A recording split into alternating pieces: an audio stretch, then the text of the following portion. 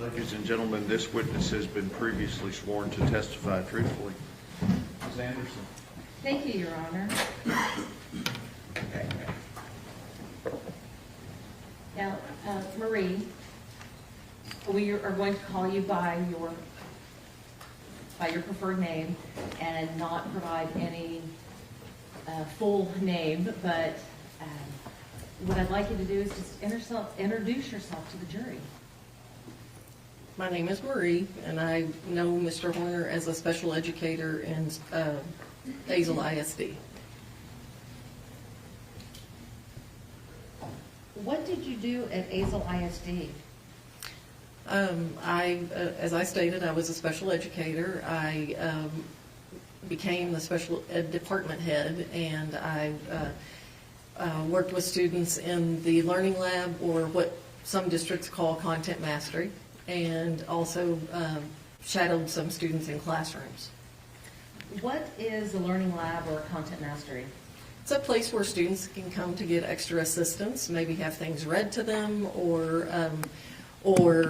explain to them further. And if you can pull the microphone just a little bit closer to you so we can make sure that everybody can hear you, okay? You a little nervous this morning? Oh, yes, ma'am. Tap that microphone. Okay. Is this your first time testifying? I've testified before. Anything like this, though? No. Marie, you mentioned content mastery and that kids can come there to get help. What kind of help would be provided in a content mastery setting? They might get reading assistance. They might also have things broken down or explained to them on a more basic level. Sometimes help with vocabulary. Can any student come to content mastery? Actually, in Hazel ISD, any student could come to content. So we didn't just serve special education students. We also serve 504 students and general education students if they ask the teacher to come.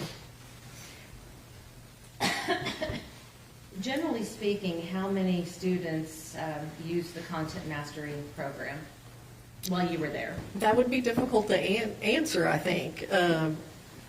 But, I mean, we had a large majority of students that used it, probably primarily 504 and special education students. But, I mean, on any given day, at any given hour, there can be 20-plus students in that classroom.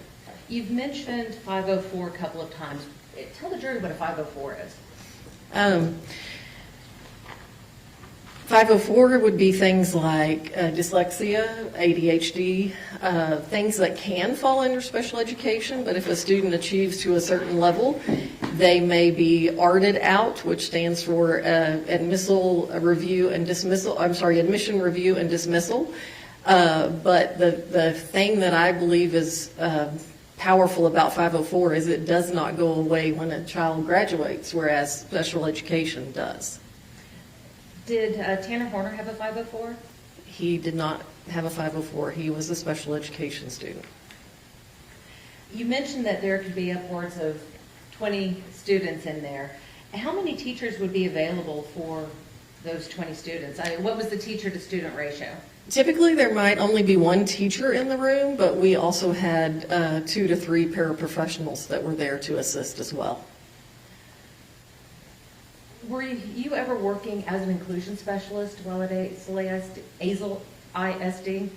Yes, ma'am. And what is an inclusion specialist? That is someone who goes into the classroom to basically shadow the students. Oftentimes we would stay there while the lesson was given, but if they had an assignment to complete, it was at our discretion if we stayed in the classroom or if we actually took them to content mastery to complete that assignment. What would you do for them in the classrooms?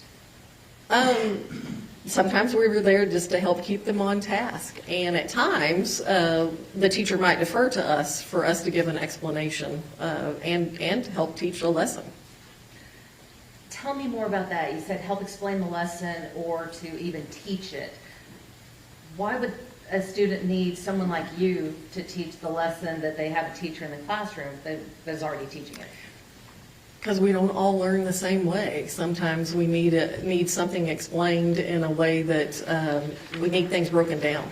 And I saw that as a benefit, not just to the special education students, but to all the students. When you were with Azle ISD, were you an inclusion specialist for Tanner? That's going to be hard for me to answer because I'm trying to remember when inclusion started. And if I were, he would have been probably on the beginnings of that inclusion support. Well, Marie, during your time with Azle ISD, did you work with Tanner? I did. And how did you come to know him? Basically, he would come to content, and we would be there to help assist.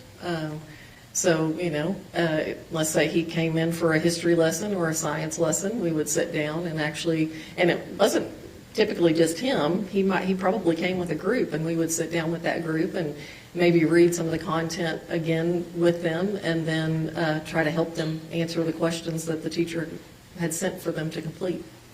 When you first met Tanner, what was your first impression of him? He was a pleasant young man. Did he ever talk to you about his home life?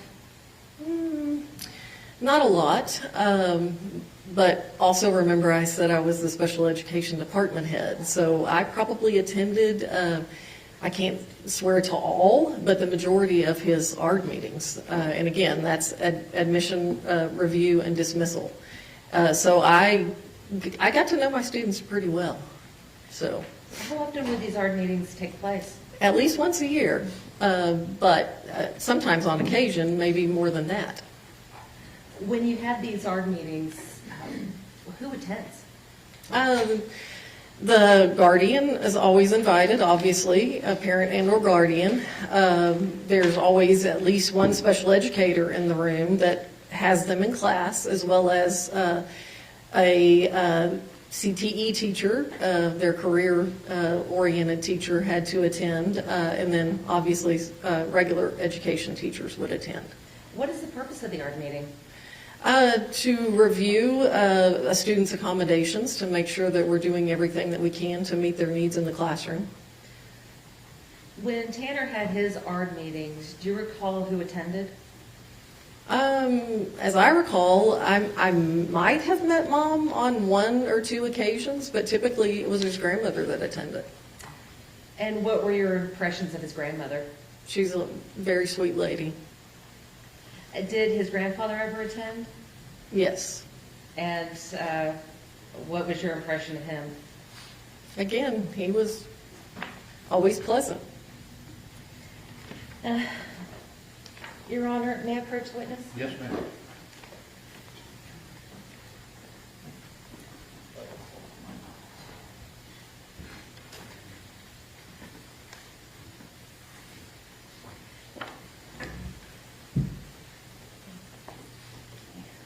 Now, Maria, I'm going to hand you what has been marked as Defendant's Exhibit number 75. We'll just take a look at this for a moment. Yes, ma'am.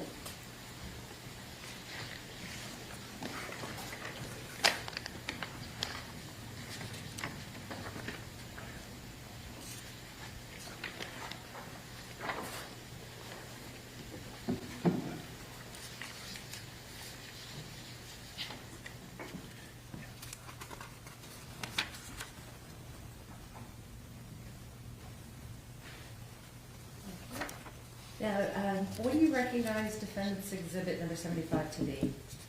Well, it would appear to be his educational record and the districts that he attended throughout the time that he was in school, and it looks like he came to Azle in 6th grade. The defense offers Defense Exhibit number 75, which has been on file the requisite amount of time and has been previously tendered to the state. Look at what it is, what you're...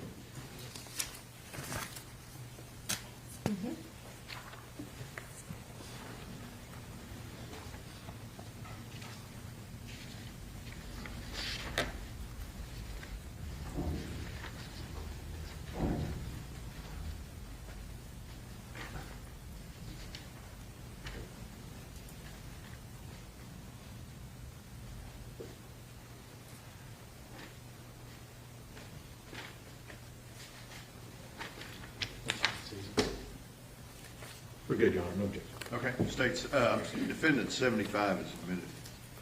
Now, Marie, have you seen these records before? Yes, ma'am. And did you review them in preparation for your testimony today?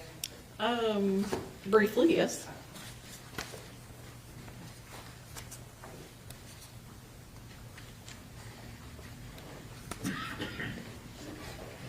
Now, Marie, when you were with Azle AISD, how did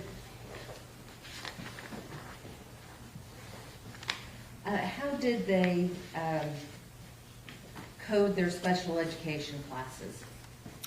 Well, for a period of time, you were able to look at a transcript and tell the difference between a special ed class and a regular ed class. But then we kind of slid into a period of time where the state required that everything look more consistent. And so unless you were on the teacher side, you really couldn't tell the difference. Can you tell the difference when you look at the transcript?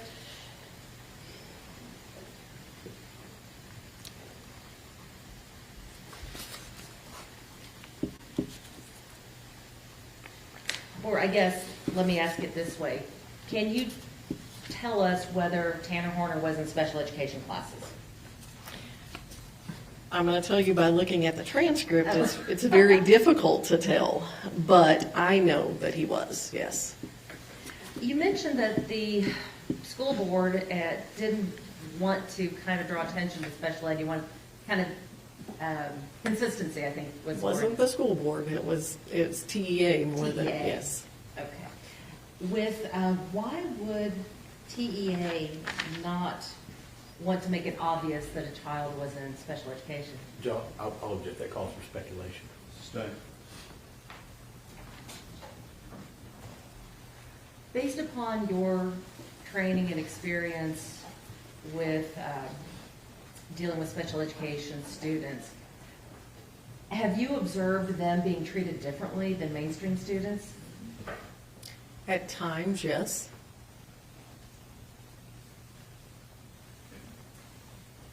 In looking at Tanner's records there, are there any categorizations which may have indicated that he needed any sort of special services?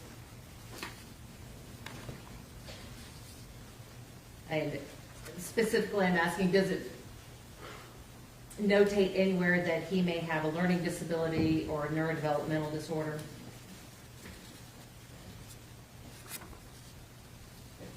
And these particular records that I have here, no ma'am. And based upon your experience with Tanner, are you aware of any learning disability that he may have? Yes, ma'am. And were you aware that, or are you aware of any neurodevelopmental diagnosis that he may have? Yes, ma'am. And what is that diagnosis? Well, I know he was a student he was classified as a student with a learning disability. I can't tell you the subject it was in, I just remember that. And I also know that he was considered on the autism spectrum. To your knowledge, did anyone, without naming names, did anyone at the school perform an evaluation to make that determination? Well, yes, ma'am. Otherwise, they couldn't be under that heading. So in order to have that heading of autism or learning disabled, the school themselves would have had to have done an evaluation? Yes, a diagnostician would have evaluated him, and probably an LSSP would have also evaluated him. So somebody just couldn't come in there and say, hey, I'm autistic, or hi, I have a learning disability, put me in these classes? No, doesn't happen that way. It has a process?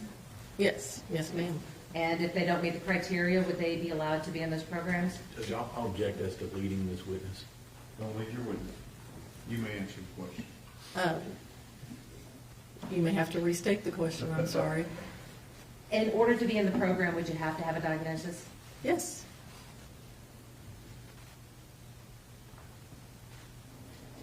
With regards to other things that were within your knowledge related to Tanner,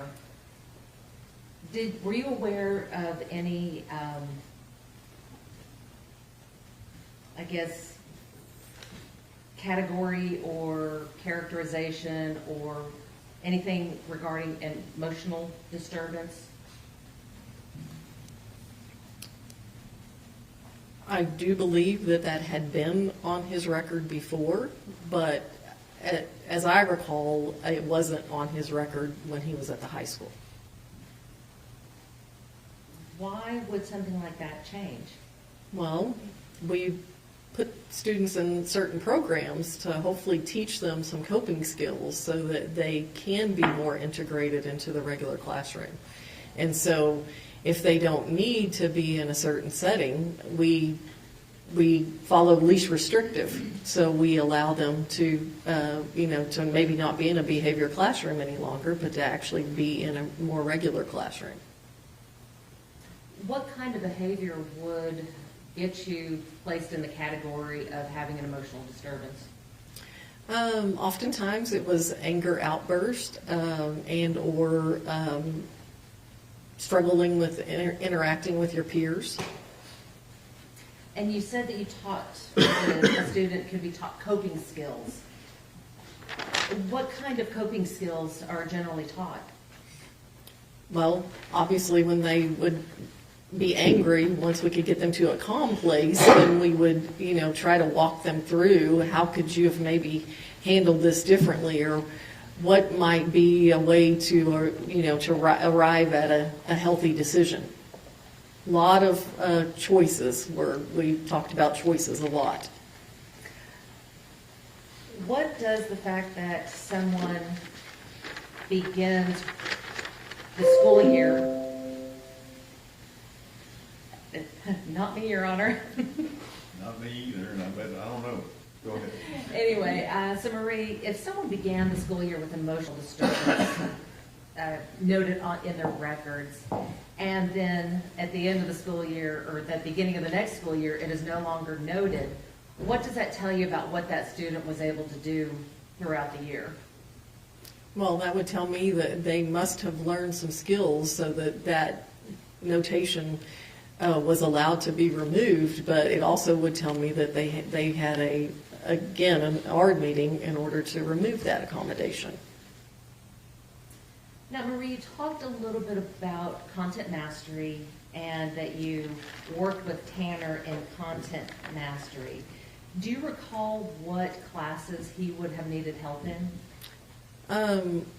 I believe he primarily used the lab for science and social studies because I'm pretty sure that he was in a more special ed setting for some of his core subjects due to them being subject to statewide assessment.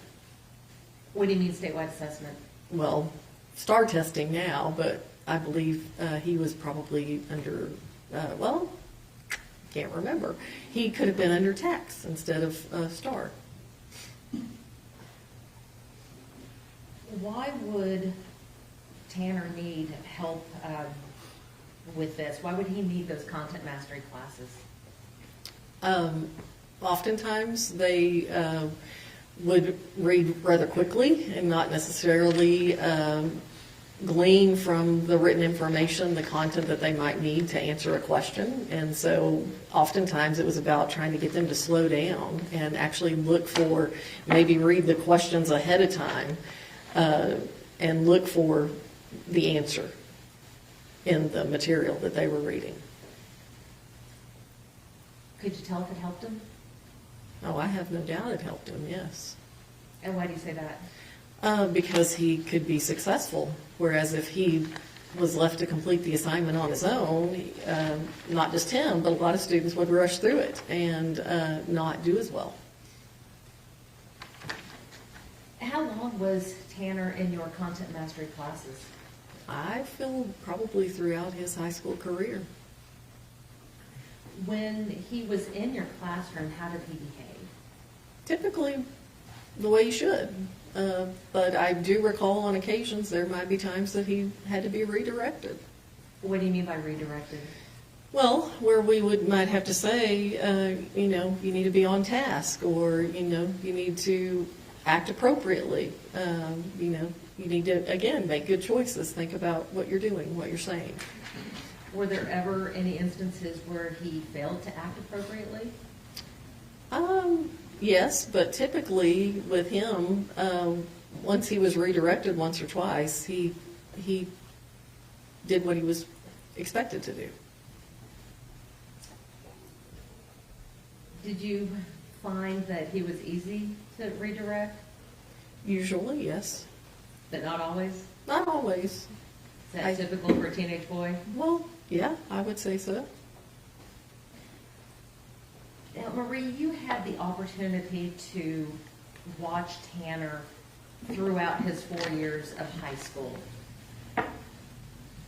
I want to talk to you about his ability to reason through things. How would you describe Tanner's ability to reason through his problems or problem solve? He usually could come to a good conclusion given enough time. But I think if he felt pressured to have to make a split-second decision, he didn't always make the best choice. And that's where those redirections would come from. And if there were no redirections, what would happen? I'm not sure he would always make the best choice.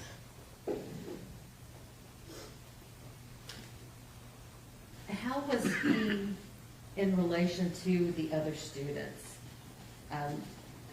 Was he able to problem solve when issues came up with the other students? Most of the time, but I think there might have been a few instances where he couldn't. I mean, I feel like, and I'm not sure if it's a part of this record or not, but I know that he did get into some trouble, at the high school.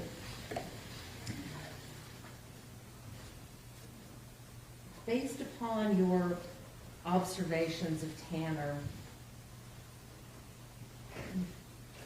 do you feel that his emotions would ever affect his ability to reason?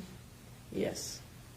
And why do you say that? Because I think if he got over angry or maybe felt like justice wasn't being served to a peer, more so a peer than maybe even himself, that he might act in a way that wasn't, what he would do otherwise.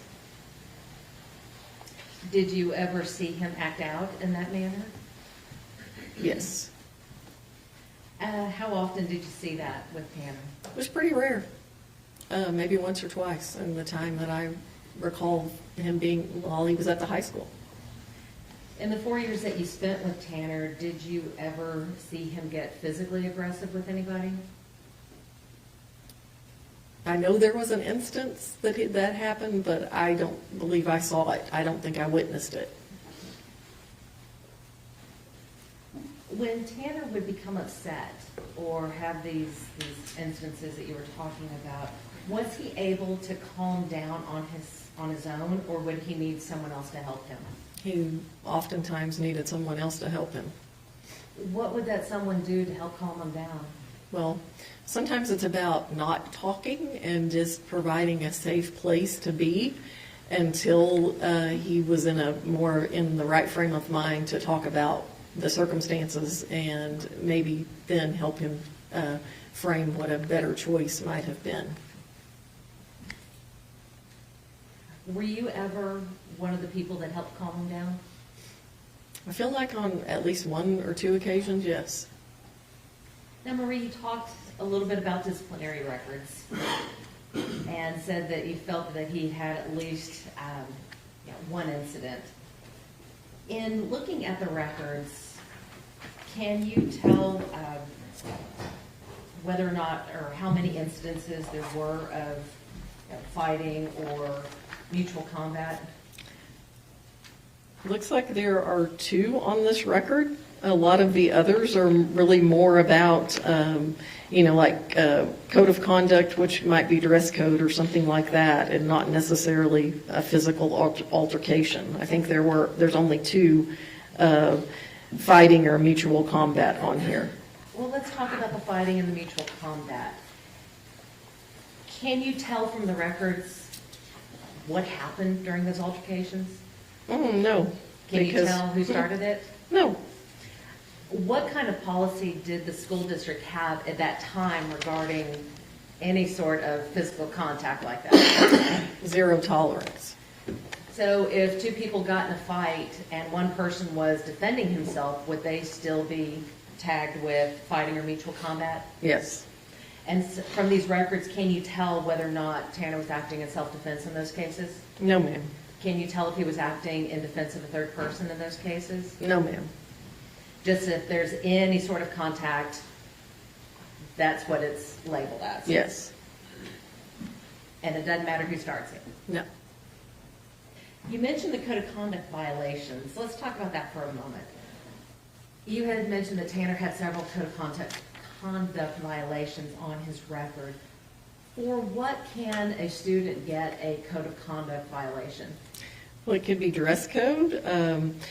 At that time, it could have been that they came to school and needed to shave and refused to shave, and then we had to, make them shave. I can't remember if he was under our ID policy or not, but it could have simply been that he didn't have his ID on if that was required. So when we're talking about code of conduct violations, we're not talking about any sort of violence, are we? Typically not, no. That's going to be more of the fighting and mutual combat.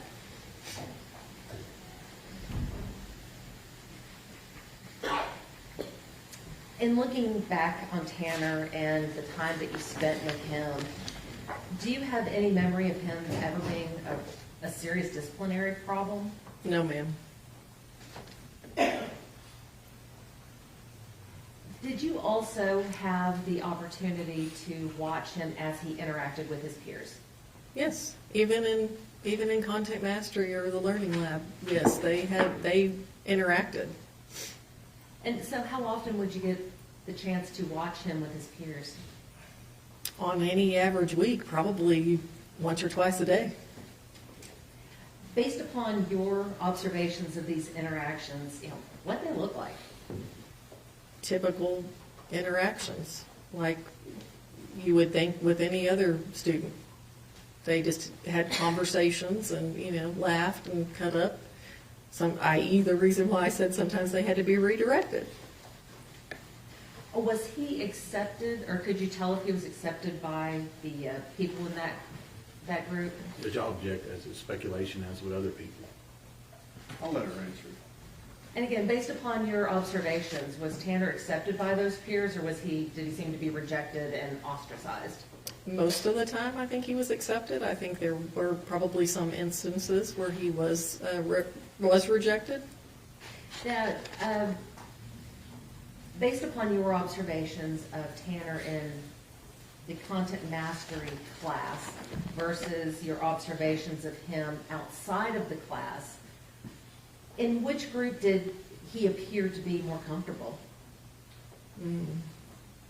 Are you asking me if I feel like he was more comfortable with peers that were also under special education or with That's all where I was peers? headed. Okay. He probably was more comfortable with those that were under the special ed umbrella, but he also had friends that were not. Now,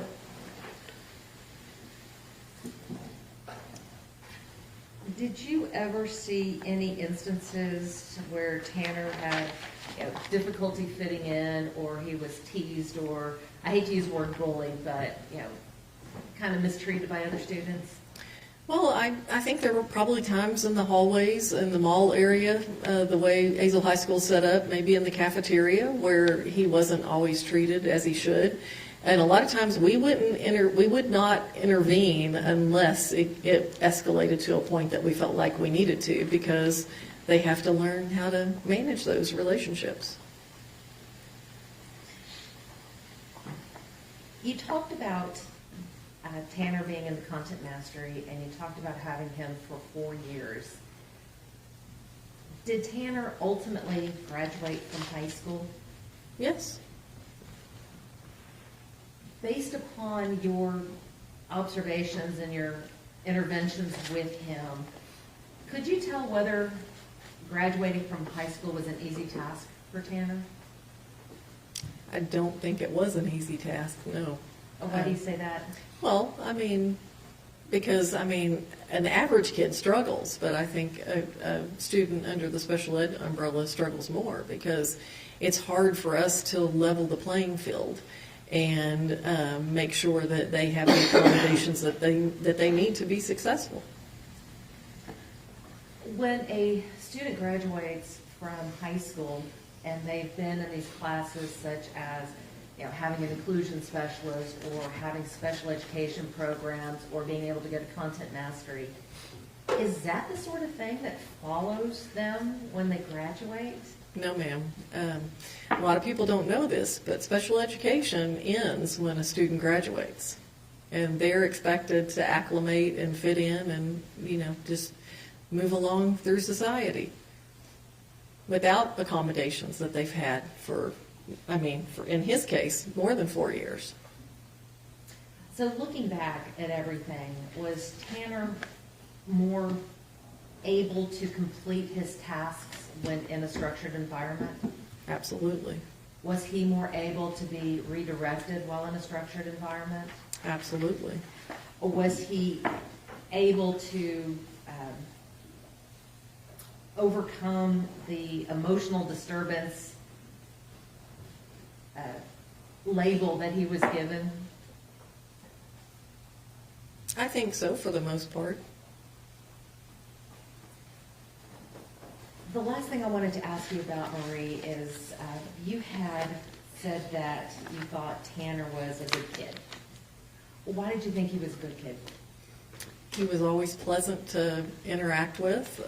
Not all the students that came to Content Mastery were. Some of them were pretty much forced to come maybe by the teacher. But he always came willingly and typically, like I said, would accept redirection and complete the tasks that he was sent there for. I'll pass the witness, Your Honor. Cross-examination. Thank you, Your Honor. Marie, it sounds like to me, and by the way, my name is James Stanton. I'm the district attorney for Wise County. Nice to meet you. I saw you sitting back there. I didn't have a chance to introduce myself to you. So good to have you here today. I'm going to go over a couple of things with you. It sounds like at Azle ISD that there were a lot of programs out there for all the students. Yes, sir. To help them with certain subjects. Is that right? Yes, sir. And we talked a lot about the content mastery, but it sounds like to me there was a bunch of kids, whether they were in special education or not, there was a lot of kids that were in content mastery. I would reiterate that is true. They could come, but the majority of the students that came were 504 or special ed students. Right, that had trouble with a certain subject or needed a little extra help. Yes, sir. So in addition to what they were getting with their programs in the school, whether it's a 504 or special ed, they had you and people like you that were helping them additionally. Yes. With these types of classes. Mm-hmm. Okay. And so in this particular case, did you work in the high school the whole time, or were you in different places? During his time, I was only at the high school. Only at the high school. Okay. And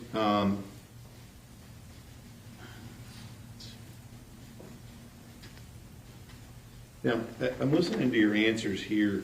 Do you feel like you have a pretty specific memory of the defendant, Mr. Horner, in this case? Yes, sir. Okay. Because it's been a couple of years. Mm-hmm. Been a few. So let's talk about that a little bit. I think you referred to him as, it sounds like when he was attending your classes and things, he was able to listen and learn like the rest of the kids. Is that right? For the most part, yes, sir. I think we talked a little bit about him being redirected, but I'm going to guess he probably wasn't the only kid in there that needed redirection. No. Okay. And that was, it seems like to me from what you're saying is that probably most of the kids in there may have needed a little redirection. Yes, sir. Or maybe a little assistance with their focus. Yes. Okay. Now, when you're talking about that and he's in there, you don't have any specific instances of him having any inability to interact with the other kids in that group setting, do you? Well, I was actually thinking about that this morning and even last night. I recall at least one incident where not just myself, but one of the paraprofessionals in the room, and oftentimes, I mean, it didn't matter who the kid was. We would say, hey, look at me. Is that the right choice? Is that what you should be doing? And like I said, my colleague had to do it as well. But usually he would calm down and take the redirection and move on. All right. Now, you talked about him in the group setting, and it seemed like you had a pretty specific memory of him interacting with his peers, mostly accepted by his peers, and even I think you said he had friends in that group. Is that right? Yes. Kind of like any other kid. Yes, sir. Now,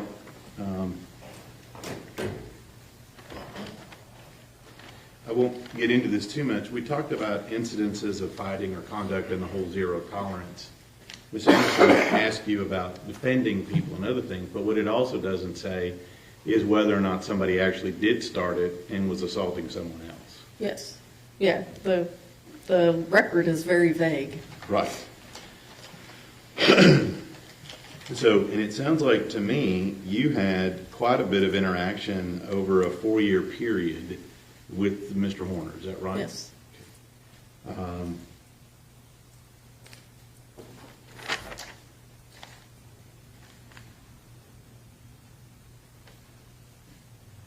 And we talked about graduating high school. You said that some kids struggle with high school regardless. Mm-hmm. Not everybody's going to be at the top of the class. No. But based on your memory and your records, Mr. Horner graduated normally with the rest of his class. Yes, sir. Now,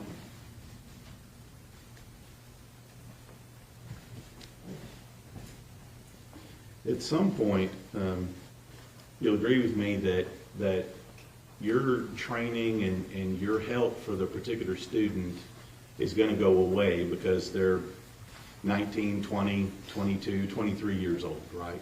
Well, special education technically in the state of Texas ends when a student turns 21. Okay, thank you. But regardless, people are going to grow up, right? And at some point, they're responsible for their own actions, right? Yes. The school can't just be responsible for them when they're 30. No. Now, try to make sure I cover all this here. And I didn't use your name. I referred to you as ma'am. Is that okay? That's perfectly fine. Okay. I'm a little old school, so.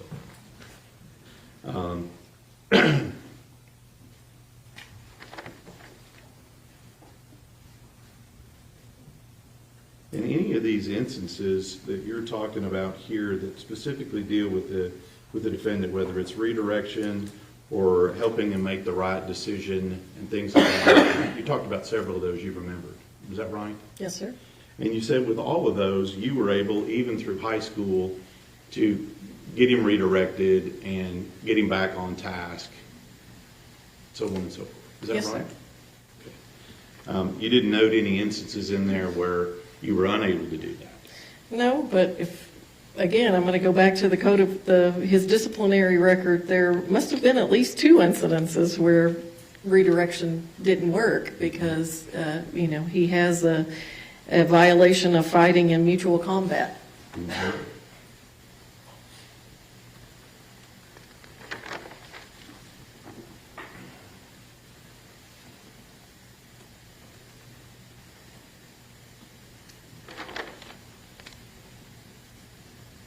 That's what it's wrong. Redirect. Just briefly, Your Honor. Mary, with regards to the disciplinary record, have you had the opportunity to look at the disciplinary records of students in Azle ISD throughout your career? I can't say throughout my career, but in the role that I had after I left the high school, I saw many, and so yes, ma'am. And how did Tanner's compare to those? Well, his is pretty short in comparison to some that I've seen. The state asked you about graduating with all of the other kids. In order, well, Tanner was in high school, did he have accommodations? Yes. And were those, tell the jury whether you feel he would have been successful in graduating without those accommodations. No, ma'am. I don't think he would have been successful without them. So the only reason he graduated was because of the interventions of you and your team? Well, and his own tenacity, yes. Tell me about his tenacity. He worked hard to achieve.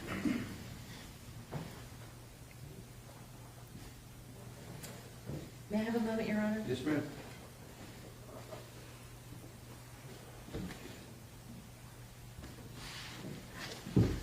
Nothing further. Thank you, Marie. Mr. Stegan, Nothing further, Your Honor. may this witness be kindly excused. No objections. Thank you, ma'am. Yes, leave those with me. Okay. Who do you have next? Gary Beaton. This is the witness. Where is the witness? He's in the back. Come here. There you go. I got it.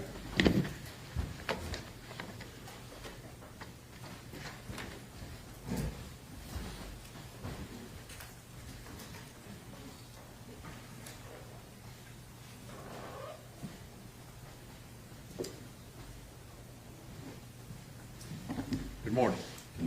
Raise your right hand for me. You solemnly swear or affirm testimony given this call to be the truth, the truth, and nothing but the true self you got. Yes. Have a seat right here. First of all, hand me that document that's right there in front of you, okay? There's a rule of evidence in effect that says you cannot be in court unless you're testifying. Once you have testified, don't discuss your testimony with anyone else except the lawyers, okay?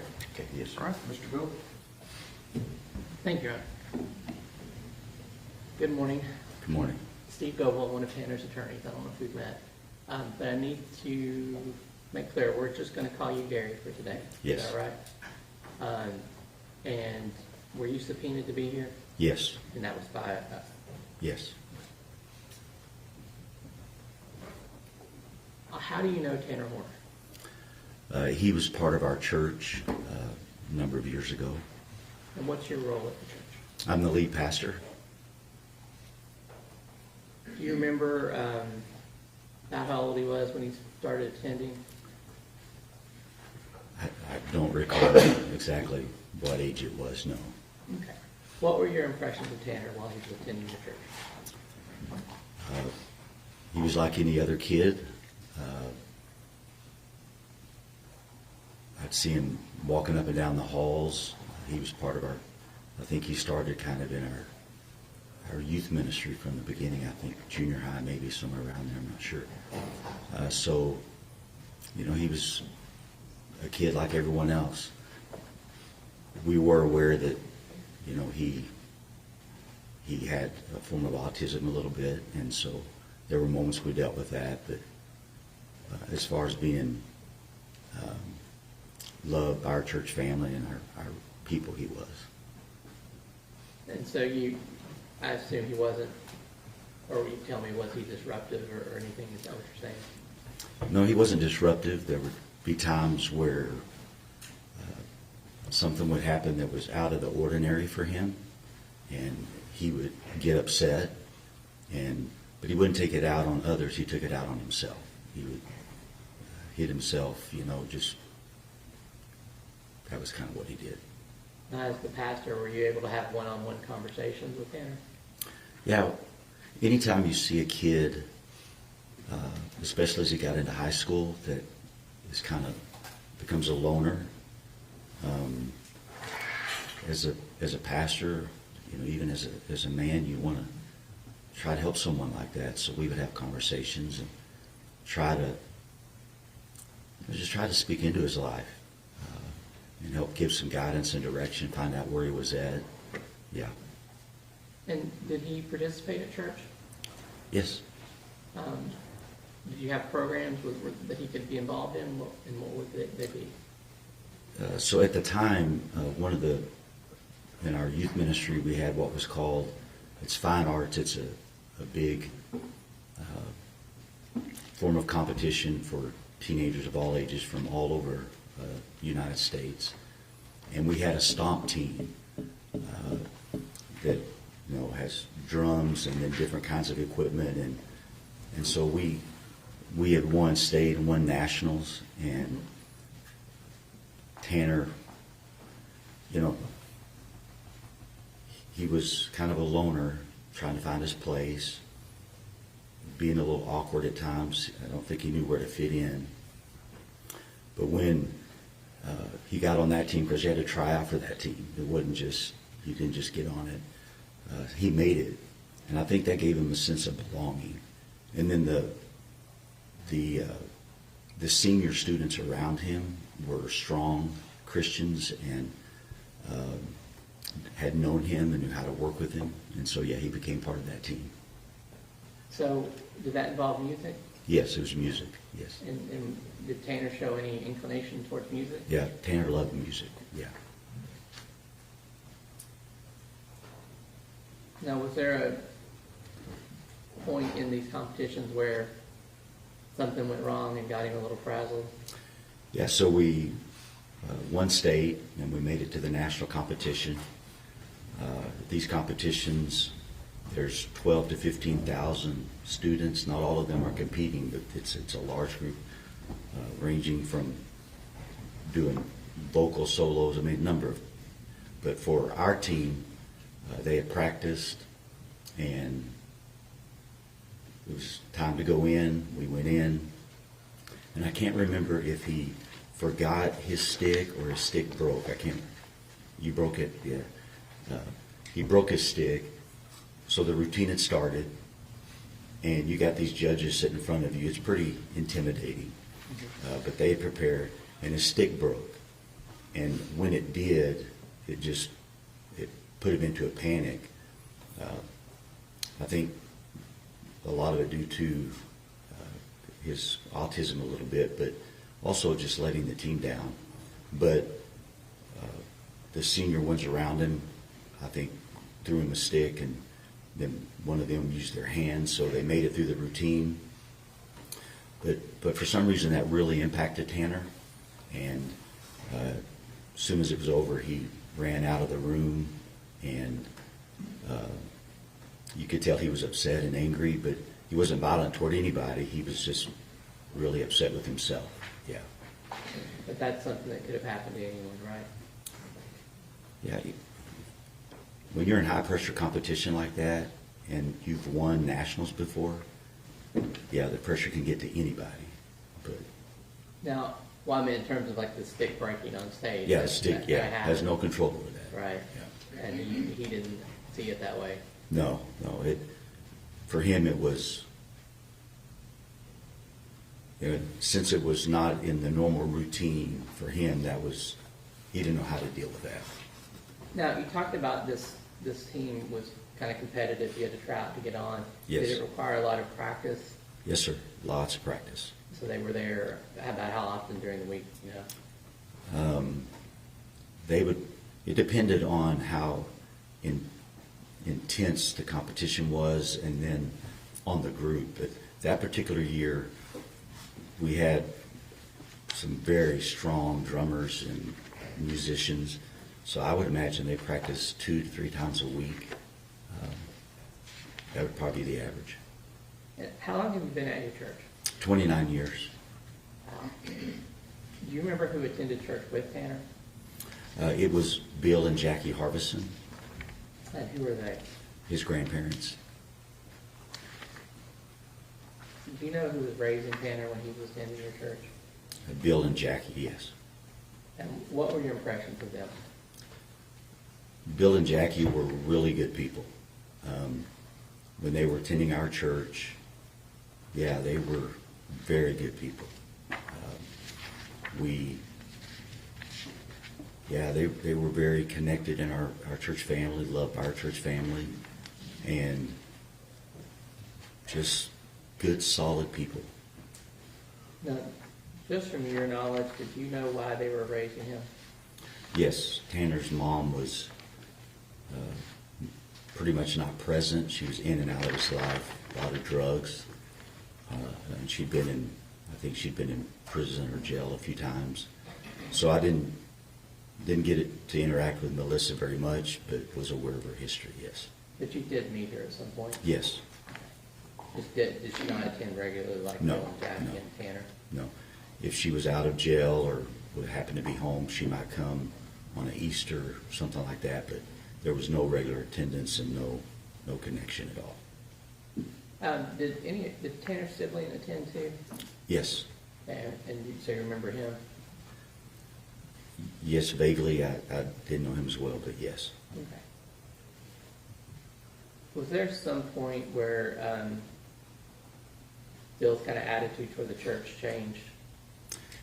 Yes, so Bill was, up to that point, he was a very loving, we would laugh. I mean, he was just a really good guy.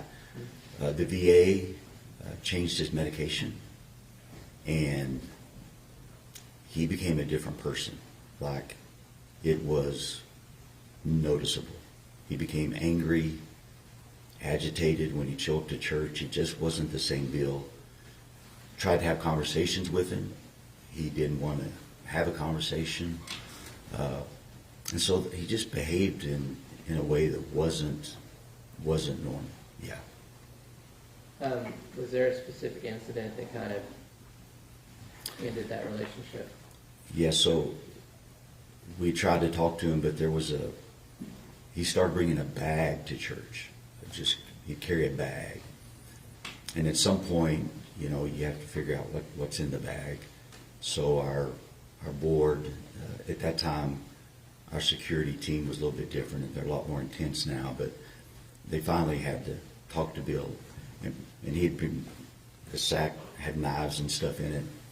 And to him, I don't know why, he thought it was just normal. So when he was told he couldn't bring those to church anymore,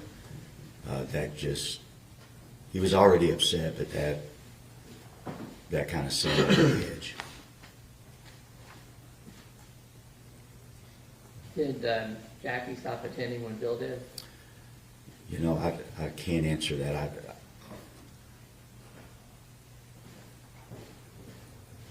Well, let me put it another way. Did you have some interaction with Jackie after Bill quit coming?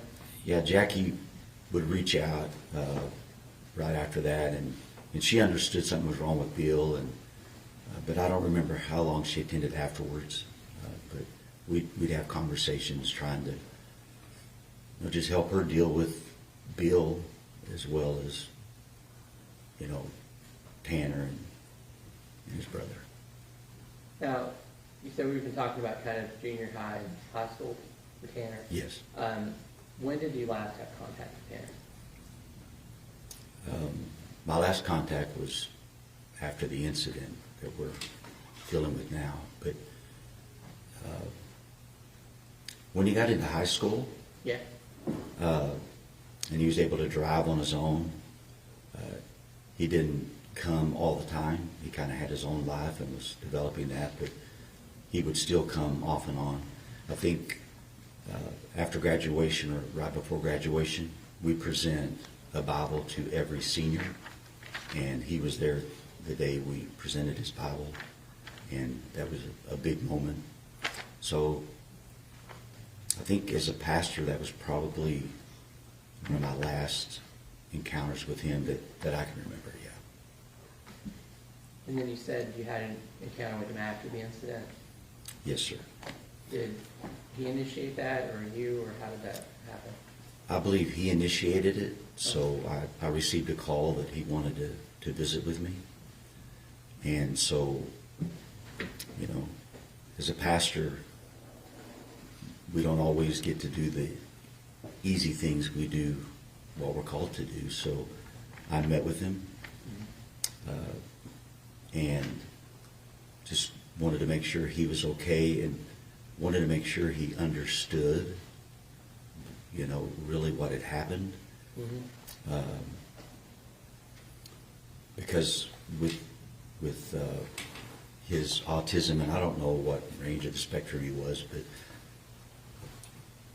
connecting things together was, sometimes you had to really help him connect that. So I just felt like, all right, number one, I need to go pray with him.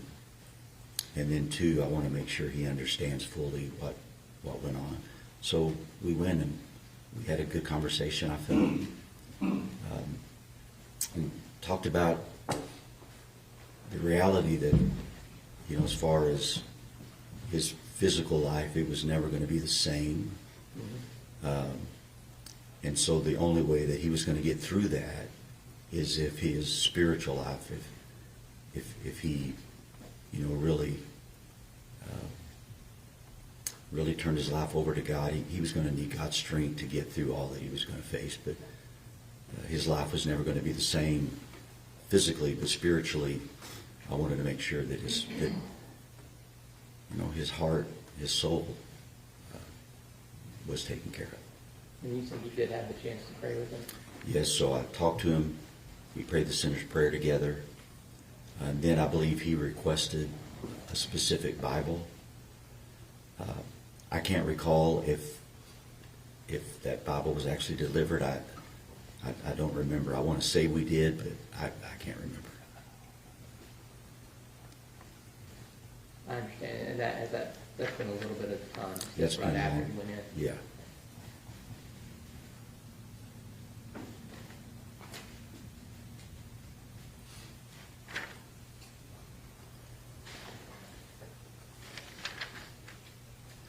Yeah, no, absolutely. Cross-examination. Sir, I want to talk to you just a little bit about a couple of things. You testified initially that Mr. Horner was able to participate in this youth group. Yes. Right? In this, yeah. And he program. was able to go to practice several times a week Yes. and able to work within that group to perform for a common goal. Yes. And in fact did well enough that they were able to place and do well on a big stage. So- Yes, sir. And he was, and how long does it take to do that? Is that a couple of year process that you have to get kind of together and practice? You have to work with all these people? Well, each year there's a competition. Every 2 years, it's national. It's national every year, but every 2 years it's really big because it's a convention where all the pastors from the United States as well as youth groups from all over the country meet. Right. But so each year the team would be different according to a graduated who would come in. I don't remember how many years Tanner was on the team, but yeah, within that structure, he was able to function within that team framework. Right. Be able to come to practice and Yes. work with other people, Yes, take criticism on whether or not he's doing correct or not. yes, And he was able to do that throughout the time that you remember. yes. If there would have been an incident that we felt would have been unsafe, then Tanner would have never been allowed to go. Yes. Right. And you didn't feel like that. No. And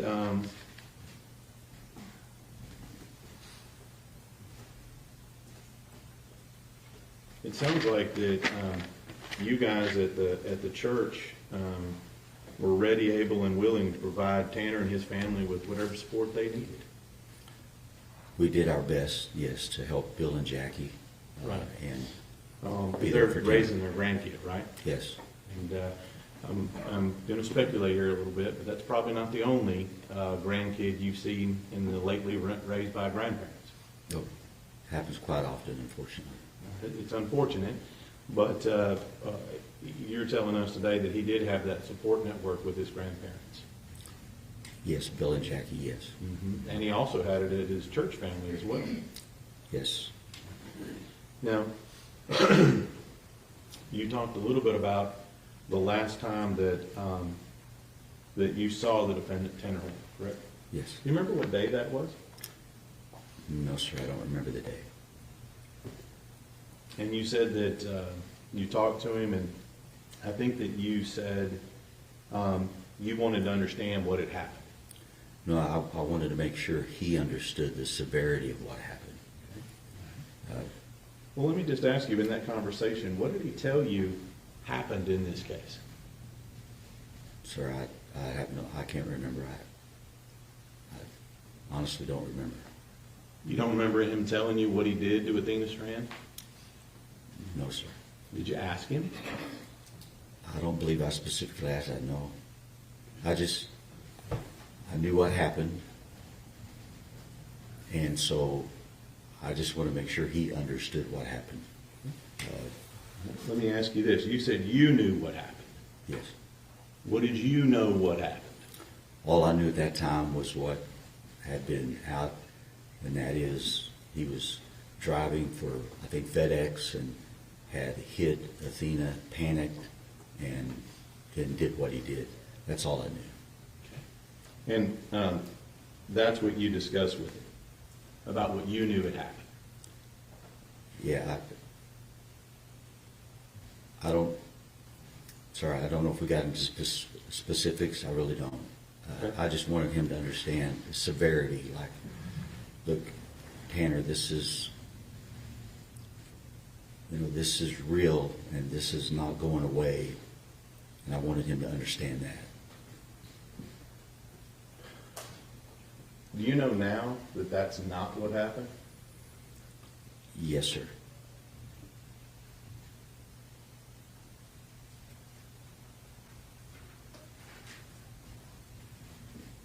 You know now that it's something dramatically different than that. Yes, I haven't watched the case. But when you talked to him initially, the last time you talked to him, you knew that initial version, and Yes. that's what you were going in on him to talk about. Yes. But he didn't tell you the truth about what happened. No, sir, I don't think we actually discussed the specifics. Again, my goal was simply I wanted to look in his eyes and, are you aware of the severity? Do you fully grasp what you did? But we didn't talk about the specifics, as I recall. Based on his version of it, Yeah. he knew what he did. Yes. But now you know that version's not true. Yes, sir. So he lied to you. Yes, sir. That's what redirect.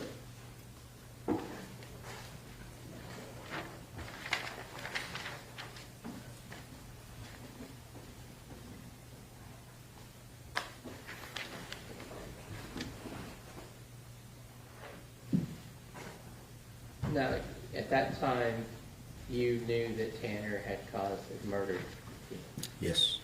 so your conversation was based on that premise. Yes. And you're saying you did or did not discuss detail?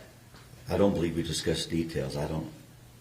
My goal was just, Tanner, do you understand the severity? Do you get what happened, and that this is going to be life-changing, and you can't undo that? And so I believe that was our conversation. And that stemmed from the notion that that's a horrible Yes. sin, crime, Yes. and murder. Yeah, he was aware. I knew. So I don't think the specifics was the goal. It was just making him just aware that this was going to be life-altering, and it wasn't consequences. They're not going away. And you still counseled him? Yes. And you still prayed with him? Yes. And you still helped him get the Bible? Yes. That's Yes. what it's showing. Mr. State, Nothing further on.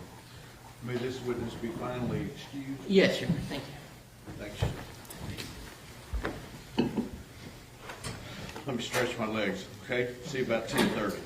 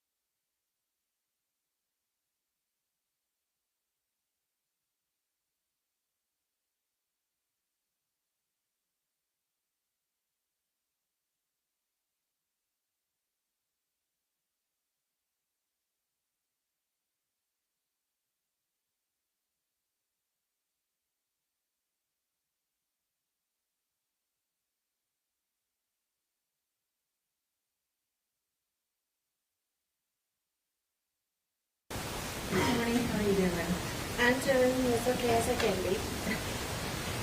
Would you please go ahead and introduce yourself to the jury? My name is Reba, and I'm here as a character witness. I was subpoenaed to be here. You said you were subpoenaed to be here? Mm-hmm. Were you subpoenaed by the defense? Yes.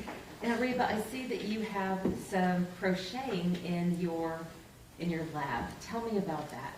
I'm narcoleptic, and I tend to fall asleep at random times.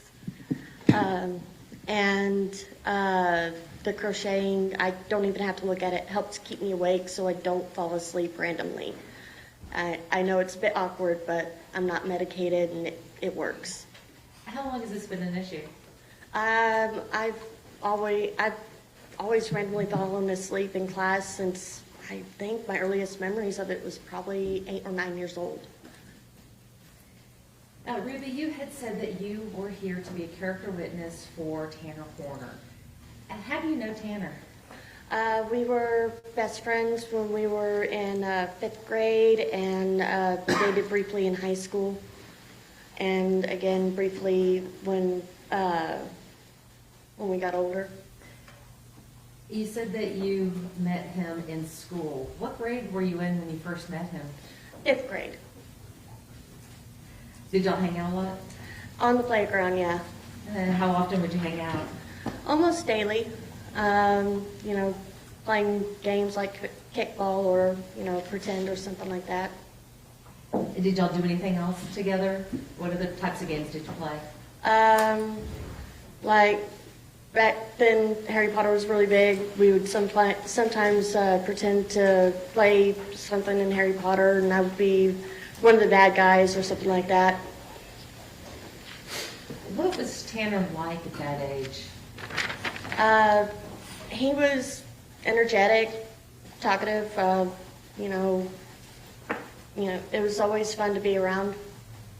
Now, Reba, did you and Tanner ever attend church together? Yes. What grade were you in when y'all began attending church together? 10th grade. How often would y'all attend church? At least once a week, but sometimes twice a week. Did you and Tanner enjoy going to church? Yes, I enjoyed spending time with him and his family. He would often, during the services in the chapel where they would have the sermons, would have to wake me up because I would fall asleep. So it wasn't just you and Tanner that attended, you attended with his family as well? Mm-hmm. When you say you attended with his family, who are you referring to? His grandmother, his grandfather, and his little brother. You said that you had originally met Tanner when y'all were in the 5th grade. Did you stay friends with him throughout high school? Yes. Did y'all attend high school together? Yes. Well, what was Tanner like in high school? About the same. I mean, he was insecure about being in choir because his voice was changing. Were there any other things that he was insecure about? That one was the main one. He wanted to focus more on playing instruments and things like that. Try to have a music career when he grew up. When y'all were in high school, were you still hanging out together the same amount of time that you did when you were in elementary school? A little bit more. We had more freedom to be like going out to the mall and things like that. And what kinds of things would y'all do in addition to going to the mall? Sometimes we went out to eat with his grandparents, and it was really mainly going out to eat or at the mall or hanging out in his house. Well, you said that you and Tanner had briefly dated while you were in high school. Yes. Tell me about that. He was always really sweet, real gentlemanly. Again, this was a long time ago. But I enjoyed spending time with him back then. Well, how'd y'all make that jump from childhood friends to high school dating? He admitted to me that he had a crush on me And I'm like, why hadn't you asked me out? Because I'm the type that, you know, the other person needs to make the first move. I don't really catch the hint. Well, what was he like as a boyfriend? He was sweet and endearing back then. He was very supportive and seemed real protective back then of me when things were bad. When things were bad? Yes. Were things often bad for you? On occasion, yes. I had issues at home sometimes, and the kids at school liked to tease and make fun of me behind my back. And whenever he was around, it didn't seem to happen as much. As a boyfriend, did Tanner treat you well? Yes. Was he ever physically violent to you? No. Ever raise his voice to you? No. Did he ever pressure you into doing something that you didn't want to do? No. Oh, why did you two break up? I pulled a really dumb move on my part and wanted to date somebody else instead. And so I broke up with Tanner to date another person. How do you take that? Not too well. Why do you say that? He was upset, and he had every right to be upset. He, chased me and the other guy on after school across the street. Well, did you think that he might hurt you? I mean, hurt himself because of the breakup?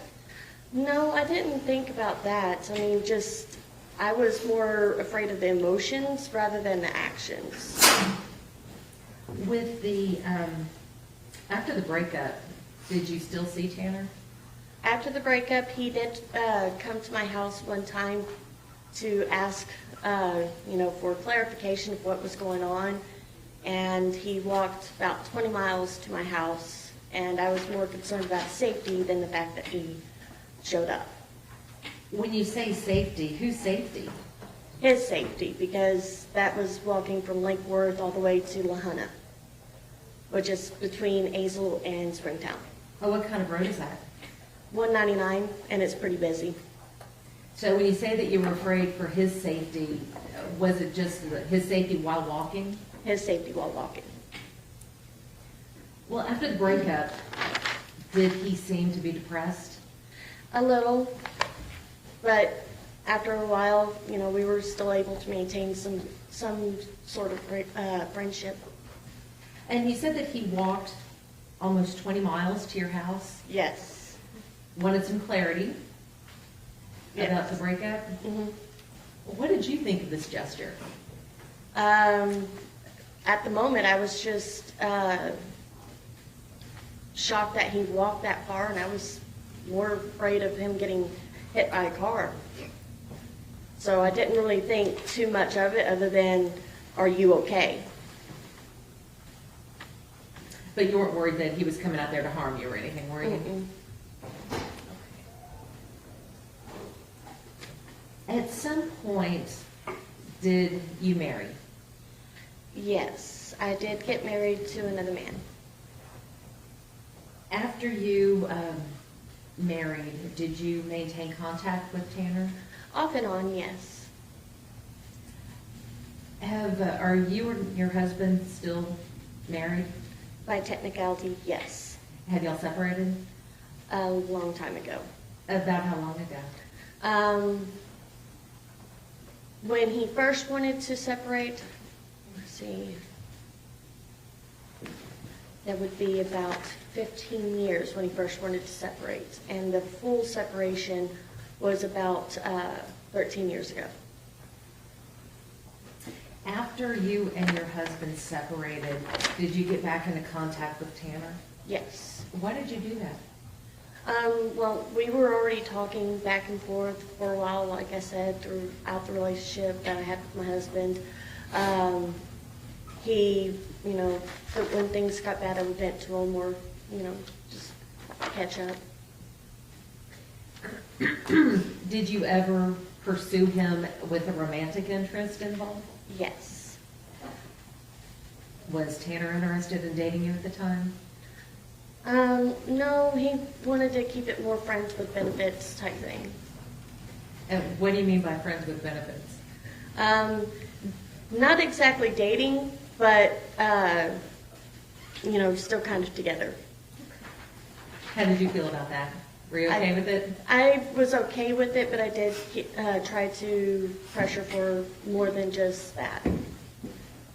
What, when you say you were pressuring him for more than just that, what kind of relationship did you want? I wanted exclusively dating, because I wanted to be with somebody who I could be safe with, or who I felt that I could be safe with. At some point, did y'all begin a relationship like that? Yeah, sort of. So I would say we kind of dated again. Was this Tanner and Reba 2.0, was that different from your high school dating? Not really. I mean, other than, just being adults. When you look back on comparing the two relationships, as the adult, do you feel that you two were more mature at the time? When we were adults, yes, we were more mature. Do you think that y'all had a greater level of emotional intimacy? Yes. Now, when I ask about emotional intimacy, what does that mean to you? Being able to confide in one another and not have judgments on what the other person did.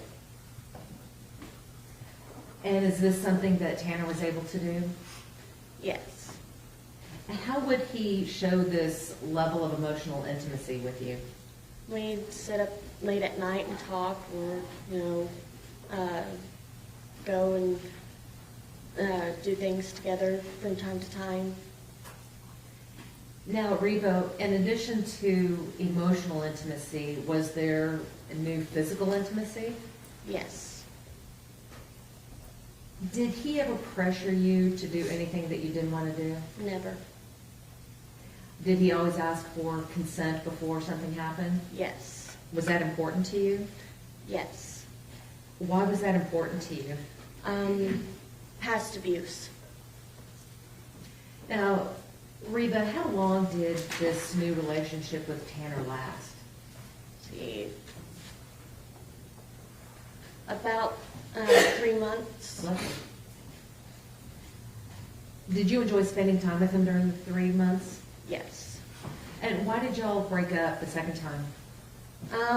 He was very clear that he wasn't ready to be a dad yet, and that he wanted to focus on his music and that sort of thing, which I totally understood. And then my partner that I'm with now wanted kids and wanted a family, so I took the chance with him. How'd that work out? We have been together for almost 13 years. When you were with Tanner before, how many kids did you have? 2. Now, after y'all broke up the second time, were you able to maintain a friendship with him? Off and on, yes. It would be sporadic whenever we got into contact. I hadn't really talked to him since 2017. Do you still have any mementos of your time together with Tanner? Yes. Tell me about that. It's a little black cat with a spider web on its belly. The day that we got it, we were in high school and at the mall. I had spent most of my birthday money on a book, and I absolutely had to have this cat, and I was $2 short. So he pitched in the rest of the money, and I got the cat. Do you still have that cat? Yes. So what happened when y'all broke up? Who got custody of the cat? I did. On occasion, while we were dating, the little stuffed cat would go to his house, but for the most part, I kept the cat. I'll pass the witness. Cross-examination. Briefly, Your Honor, thank you. Ma'am, My name is James Stanton. I'm the district attorney for Wise and Jack County. I want to, just a little bit there, I see you knitting away. Do you knit faster when you're nervous or slower when you're not? Is it change? The speed changes from time to time, Okay. so it depends on if I feel the stitches. Okay. Well, it seems like to me, and I think you've, and you said you've had this problem since you were how old? About 8 or 9 years old, I've been I randomly fall asleep. I also have a condition called cataplexy, which means like if I get too excited or if I'm spooked, that I will either go into a seizure-like event, or I jump and I fall, like all my muscles won't move. Well, I'm gonna tell you, I'm not gonna do any of that to you today, okay? I just note that, so you've had that since you were a kid, and now you're a mom, family, everything else. So it seems like you've kind of found a way to work around whatever problems you had or you were born with. Yep. Now, you did talk a little bit about an instance that you got the new boyfriend, and you said that Mr. Horner had chased you and the boyfriend. I'm trying to make sense of that.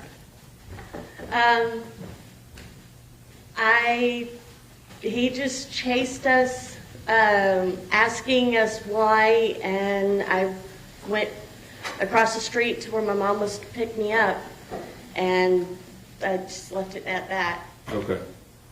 I'm just trying to get a little clarity on that.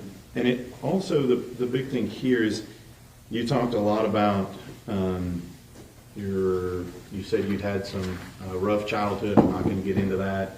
You said you've had some past abuse and things of that nature, right? Mm-hmm. But you're still a mom, got a family.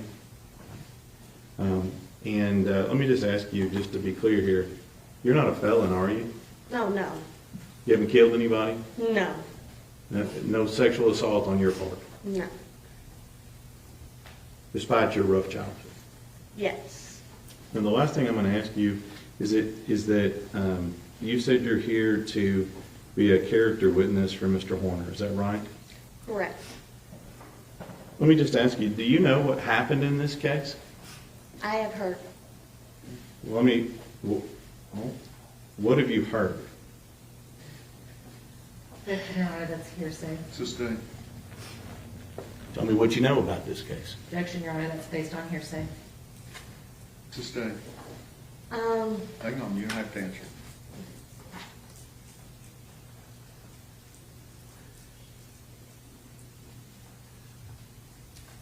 So as part of this case, have you talked to the defendant at all as part of this case? no. So are you aware that the original story that he told in this case was that he ran into Athena Strand? Objection, Your Honor, still hearsay. Sustained.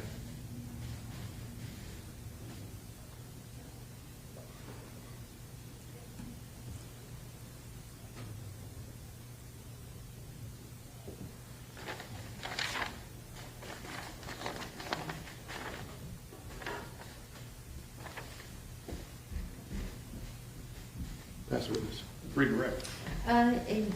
Yes, and Reba, I'm sorry, I was looking at my notes and I realized I had left a section out. So I wanted to ask you a little bit about Tanner's home life. Did you ever go to Tanner's house? Yes. Who did he live with? His grandmother and his grandfather? Was his father around at the time? No. What about his mom? Very sporadic. I think I've only, met her once, and he would hardly talk about her back then. When you met her, what was your impression of his mother? I did not have a very good impression of her. Why not? When I did meet her, we were going to Six Flags together, and I don't think she was in the right frame of mind at the time. And my parents were very strict about having adult supervision, and every time she tried to run off, we would have to go and find her, and it felt almost like babysitting. What did you mean by not in the right frame of mind? I don't think she was sober.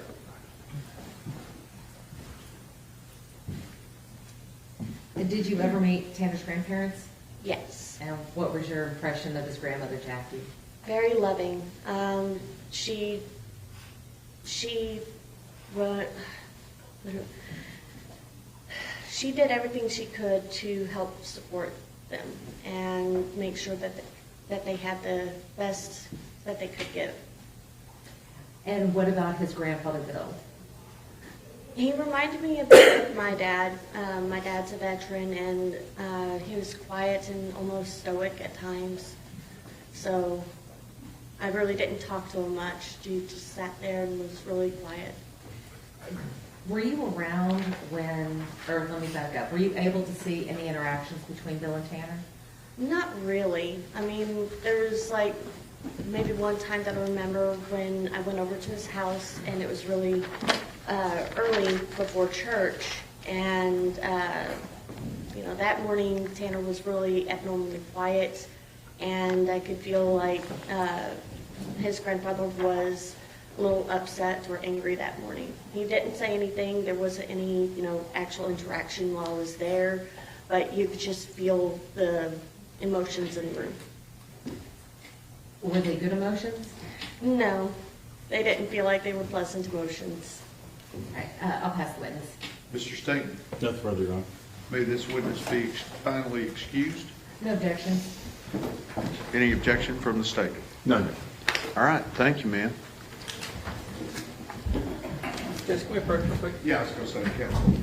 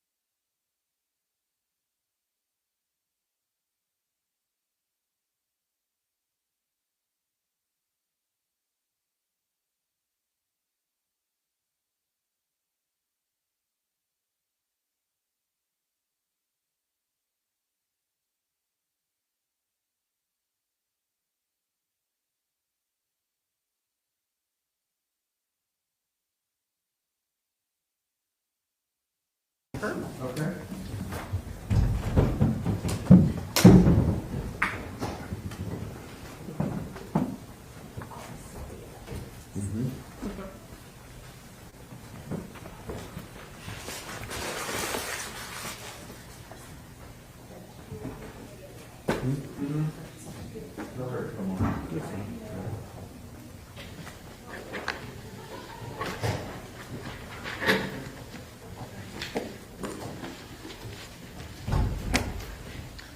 Hey, let me know when lunch gets here. Okay. Who is it? Okay. Okay. Yeah. Huh? Okay. You get some time off? Slacker.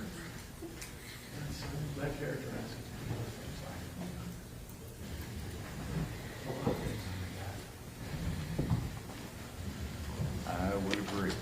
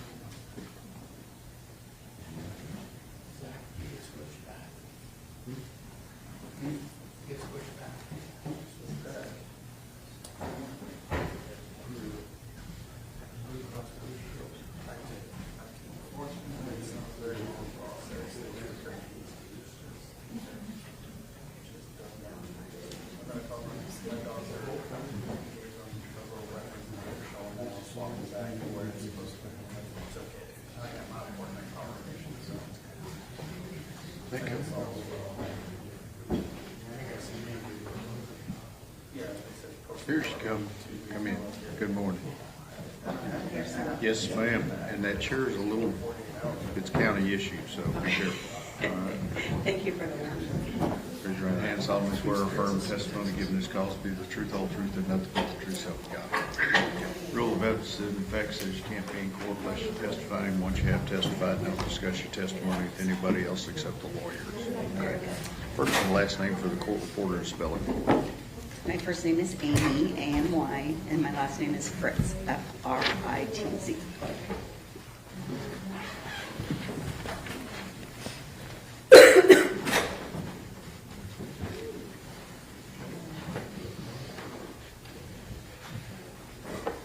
All right, outside the presence of the jury, Ms. Anderson, you may proceed. Yes, Your Honor. Dr. Fritz, hold on one moment.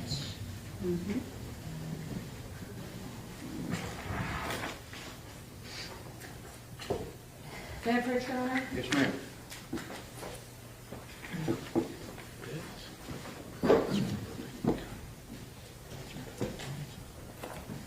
Dr. Fritz, I'm going to hand you what's been marked as exhibit number 76 and 77. Okay. Did you recognize these? Yes, this is my CV or resume, and this is the report I wrote. Does your defendant's exhibit number 77, does that accurately reflect your education, training, and work experience? Yes, it does. And defense exhibit number 76, does that accurately reflect the findings and testing and evaluation that you conducted in this? It does. Defense offers defense exhibit 76 and 77 that have been previously tendered to the state. At this point, I'll admit them for the record, and then in the presence of the jury, we can admit, or do you want to admit it for all purposes? We can pre-admit and admit them for all purposes, Judge. Okay, 76 and 77 are admitted.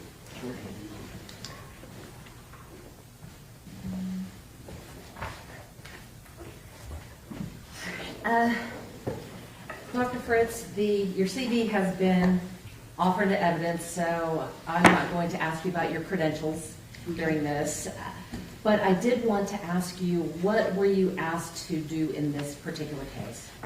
Sure. So I was contacted by the defense in order to opine on whether Mr. Horner has autism and the social communication traits that are specifically associated with neurodivergence. Did you perform any autism tests to diagnose autism? No. So as a speech-language pathologist, it's not within my scope to make that diagnosis of autism in most states. And I can, however, talk about the social communication aspects, which are like half of the diagnostic criteria from the DSM. Have the diagnostic criteria for what? For autism spectrum disorder. In your line of work, how common is it for an expert or for a doctor to rely upon the reports and findings and test results from other experts? I would say somewhat regular, especially, or somewhat common, especially in the forensic world. And what about in the clinical world? I would say in related fields. So, for example, some of my clients have comorbid medical conditions or mental health conditions that are important for me to know more about. When preparing for this case, did you meet with Tanner? Yes, I evaluated him across 2 days, evaluated him in the jail, and I believe I was there for about 4 hours one day and 3.5 the next. During this time that you spent with him, did you conduct any testing of your own? Yes. So, unfortunately, my field doesn't have a lot of standardized assessments that are appropriate to give to adults over the age of 22. There are profiles that are very helpful, and there are some instruments that we can use to provide age equivalencies or other information that's somewhat standardized. So I did perform both informal and formal assessment, as well as observations, record review, and interviewing with the client himself, as well as his grandmother. With regards to the testing that you did do, are those the kinds of tests that are generally accepted in your field? Yes, so the ones that I gave are all very mainstream assessments. So two that are standardized for somebody of Tanner's age were the Peabody Picture Vocabulary Test, as well as the Expressive One-Word Test. Those are both vocabulary assessments. And then I gave the clinical assessment of language fundamentals. That is actually, the clinical evaluation of language fundamentals. That's actually Hold on, you're talking really fast. Sorry, sir, I'm a little nervous. Well, don't be nervous, because I got to slow down for you. she might throw paper clips at you here in a minute. Oh, no, I don't want to get assaulted here, so let me slow down. Well, let me ask you this, Dr. Fritz. Are all Yeah. of the tests that you performed, are they set out in the report that has been admitted into evidence? They are, yes. What I'd like you to do now is just kind of give us a little brief summary of your findings based on all of the testing and observations and interviews that you did. Sure. So I would say in its most broad scale, I diagnosed Mr. Horner with mild to severe receptive expressive language disorder. That's a strange diagnosis because it is so differential to say mild to severe. But Mr. Horner has some pretty splintered language skills, so some aspects are he's much more competent in than he is in others. And then I also diagnosed him with what's called symbolic dysfunction relating to pragmatic communication. That's a fancy way of saying that he's got a profound social communication deficit.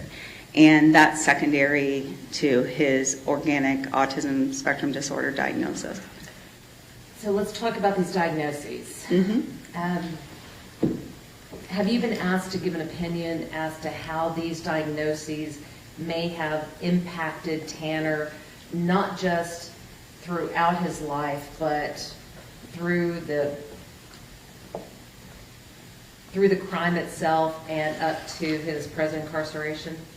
Yes. So I basically looked at historic or retrospective information, as well as information that happened post-crime, and reviewed records, interrogation videos, jail calls, letters he wrote, to kind of evaluate the use of language constructs after the crime itself. Why is this important for the jury to know?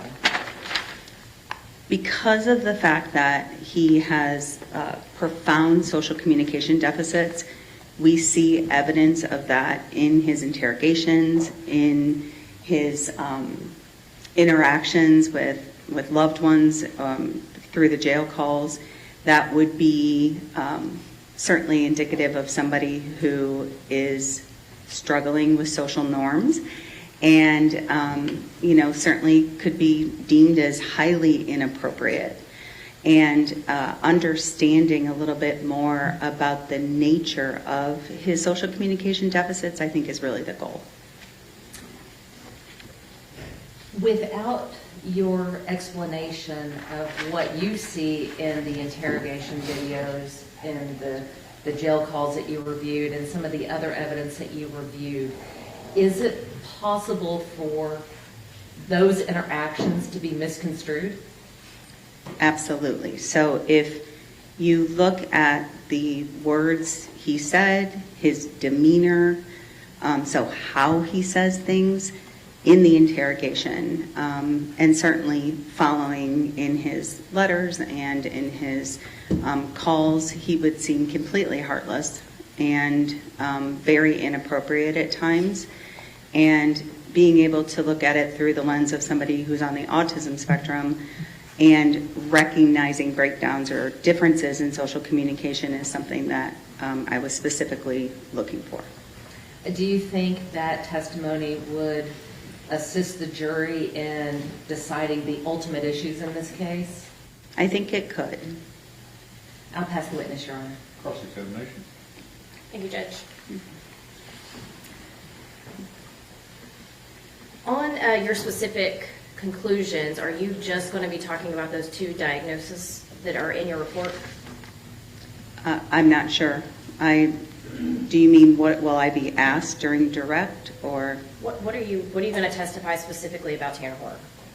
So the way that his social communication deficits, along with related, because I am an autism disorder specialist and expert, his related difficulties can be evidenced throughout the crime and his behavior afterwards. And do you have specific examples of that? Yes. And what are those? So I'm going to look at, or would like to talk about, issues relating to theory of mind deficits, central coherence challenges, profound social communication challenges, which goes hand in hand with nonverbal communication, or the use of conversational rules and routines, and also understanding of social norms, executive functioning challenges. All of those are a part of what we see in autism, and what I specifically was looking at with Mr. Horner. And did you find specific examples of that? Yes, ma'am. And what are those? So I guess I'm not sure how in depth I'm supposed to go, but I can give you, so I guess I wonder how, just go ahead and talk? Yeah. Okay, so some specifics then would be the fact that his pragmatics are that's social communication, highly impaired. And he has what we call basic functional communication and an understanding of social norms in terms of scripted or typical, manners-based speech. So during the assessment, someone sneezed outside of the room and he's yelled out, "Bless you," because he knew that was an appropriate response.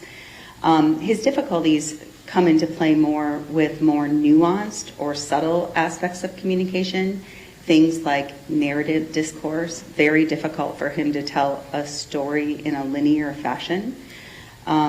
He also has significant difficulty being able to express any sort of emotion. I believe that Mr. Horner has a condition known as alexithymia. It's a secondary. Spell that for the court. Sure, it's ALEX. I gotta give me a second so I make sure I do that correctly. ALEXITHYMIA. And this is a common trait among individuals on the autism spectrum. It is a challenge for about 40 to 65% of individuals on the spectrum, as opposed to about 10% in the general population. It is a condition where you have difficulty being able to feel emotions the same way that those of us who are neurotypical, who do not have alexithymia, can feel them, and sort of an overall lack of awareness of their internal state. It also can affect their ability to express empathy or even remorse in a way that's considered prosocial. Okay. And on this alexithymia, was that something that you diagnosed Tanner with, or are you relying on somebody else? Myself. So alexithymia it's more of a trait than a formal diagnosis. And right now the hallmark measure for diagnoses is actually a free instrument that's been made available called the Toronto Alexithymia Scale. Can you really spell that? Yes, sir. Toronto, and then alexithymia,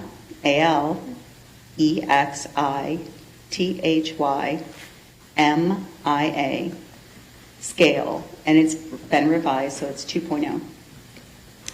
And it basically allows us to determine whether someone is able to describe their feelings, whether their thinking is externalized or internalized, whether they have difficulty identifying their own feelings, and whether they have difficulty, and I'm not sure if I said this one already, but describing their feelings. So Mr. Horner had difficulties in all aspects of relating to alexithymia. And you talked about empathy. How is empathy related to alexithymia? So empathy in itself is sort of this ability for an individual to understand or feel what someone is experiencing. There's cognitive empathy, which is like, I see how you feel that way, versus affective empathy, which is, I feel it with you. And Mr. Horner had difficulties, I think, in expressing empathy. But I am going to also assert that I saw evidence of him possessing empathy, which is really common in individuals on the autism spectrum. And your evidence of him expressing empathy, was there anything that you're going to discuss that is not included in your report with regards to that? Mm-hmm.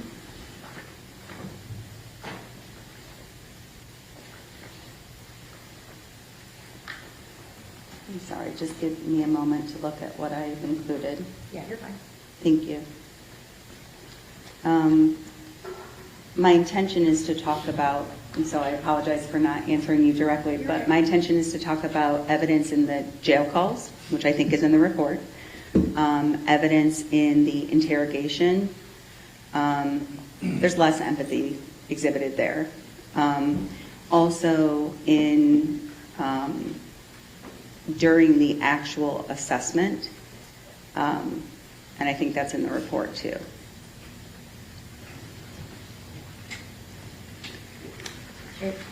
And what part in the assessment was empathy? So one thing that Mr. Horner would do is if he would see somebody being mistreated, for example, in a video scenario, he would express feelings of, saying that that person was being rude, or feeling sorry for a character in a video. Certainly demonstrated empathy for animals. So if he saw an animal that looked sad or was in a cage, he would express that, both with his words and with his nonverbal language. Okay. Are there any other, specific examples that you are going to be speaking about on these jail calls or interrogations?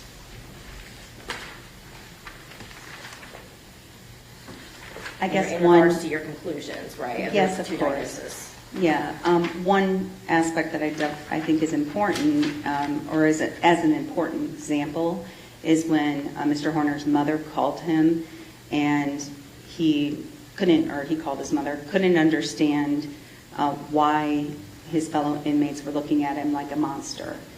And his mother, knowing his difficulties in this area, had to directly put it in terms he could understand. And so therefore gave him that perspective taking. That goes to theory of mind as well, of what if this happened to your child? How would you then feel? And so with that additional prompt, then he could explain and understand how he, to some degree, made Athena's family feel. Okay. And I believe that you listed in your report all the items that you have reviewed, correct? Yes, and the items in the back are, the back 2 pages, I believe, Yes. are the extensive list of the records I reviewed, with the exception of information I received from the defense after I'd written my report. And what is that? So that would be Dr. Imhoff and Dr. Spence's report, the report from Dr. Arumbala, as well as I believe information that was provided by the state. So deposition transcripts, jail records, the abduction video, and prior bad acts. I think that's a comprehensive list of the items I've reviewed that are not already reflected in the report. And have you reviewed all those items? Yes, And ma'am. did you create a new report? No, ma'am, I just recently got those. And what are you going to testify to within regards to those specific items that are not included in this report? We can start with Imhoff and Spence. Are you going to testify anything related to the reports of Imhoff and Spence? No, there was nothing new or surprising to me in their report. Okay. Dr. Arambula, are you going to testify to anything with regards to anything in Dr. Arambula's report? Right, nothing stands out to me, so unless I was asked directly about it, it's, I can't think of anything off the top of my head, and I don't have it in front of me, but there was nothing in it that I planned on speaking about. Okay. And the deposition transcripts, there was a lot of deposition transcripts. Mhm. Which specific deposition transcripts did you receive? I received the one from Mr. Horner's mother and his grandmother, those two. And those are the only ones? Yes, ma'am. And are you going to testify to anything with regards to anything in those deposition transcripts? Yeah, I guess I don't think so unless I'm asked about them in particular. If you were asked about them in particular, would you have anything to say about them? Is there anything that changes your opinion? Nothing changes my opinion, no. How about the abduction video? Again, my opinion changed after watching the abduction video with regards to what Mr. Horner's meltdown would look like, because I could then see directly, his actions. So if I were asked specifically about the abduction video, I have thoughts on that. What are your thoughts on that?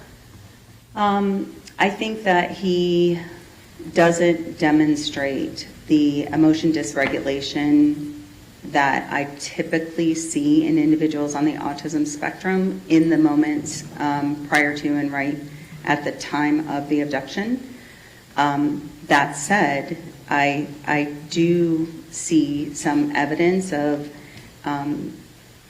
his, and I want to say this in the right way, his increased dysregulation as the criminal event is occurring. In other words, his language was kind, cautious, easy, and not scary at first, and then became highly disrespectful and horrific towards Athena. So that change in his language was very evident to me, and something that I could only see once I had seen the video. And that was surprising to you? I think what was surprising was not being able to see the emotion dysregulation because of the fact that Mr. Horner is an affable gentleman who is, certainly has a good sense of humor, is articulate, and I expected to see more of the head banging or of a very red face.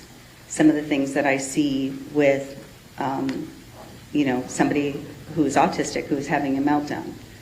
That said, Mr. Horner in the interrogation describes a period of disassociation without using that word, kind of losing time or, feeling like he wasn't in control of his actions.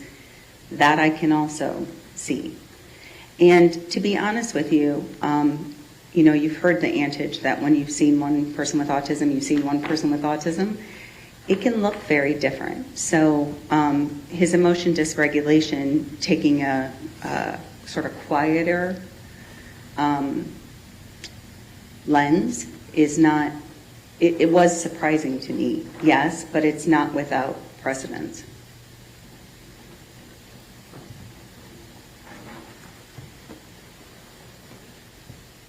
You also mentioned you reviewed the prior bad acts. Was there anything in there that you reviewed that No. changed your opinion or that you will testify to today? No, ma'am.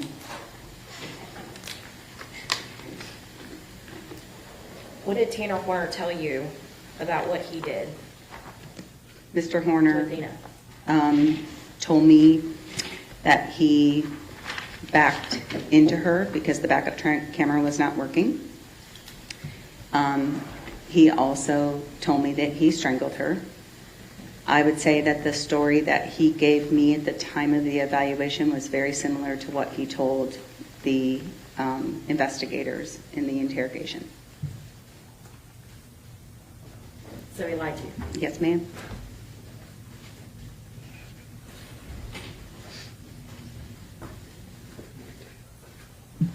Did he tell you anything about sexually assaulting Athena Strand? No, ma'am, and I didn't ask.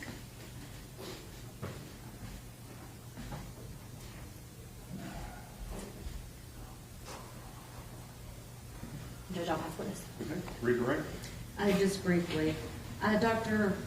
Fritz, will you be able to testify to any of the comorbidities or co-occurring diagnoses that Tanner possesses?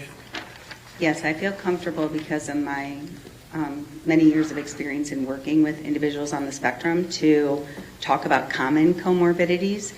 And having reviewed the reports of Dr. Specht, along with Dr. Davies, I believe I can opine on those issues relating to lead toxicity and fetal alcohol syndrome. And so will you testify about how all of those diagnoses work together? Yes. And based upon your training experience, is that something that you were able to do? Yes. So within my scope, I certainly would never make a mental health diagnosis. I would never, talk about a specific medical condition outside of my scope. However, comorbid traits and how those and how the communication is hindered or affected by them is certainly within my wheelhouse. May I have a moment, Your Honor? Yes, ma'am.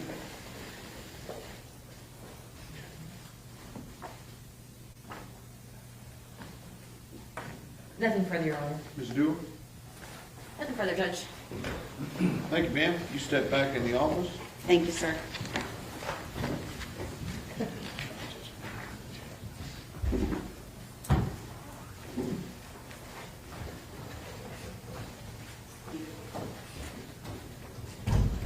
Any objections from the state?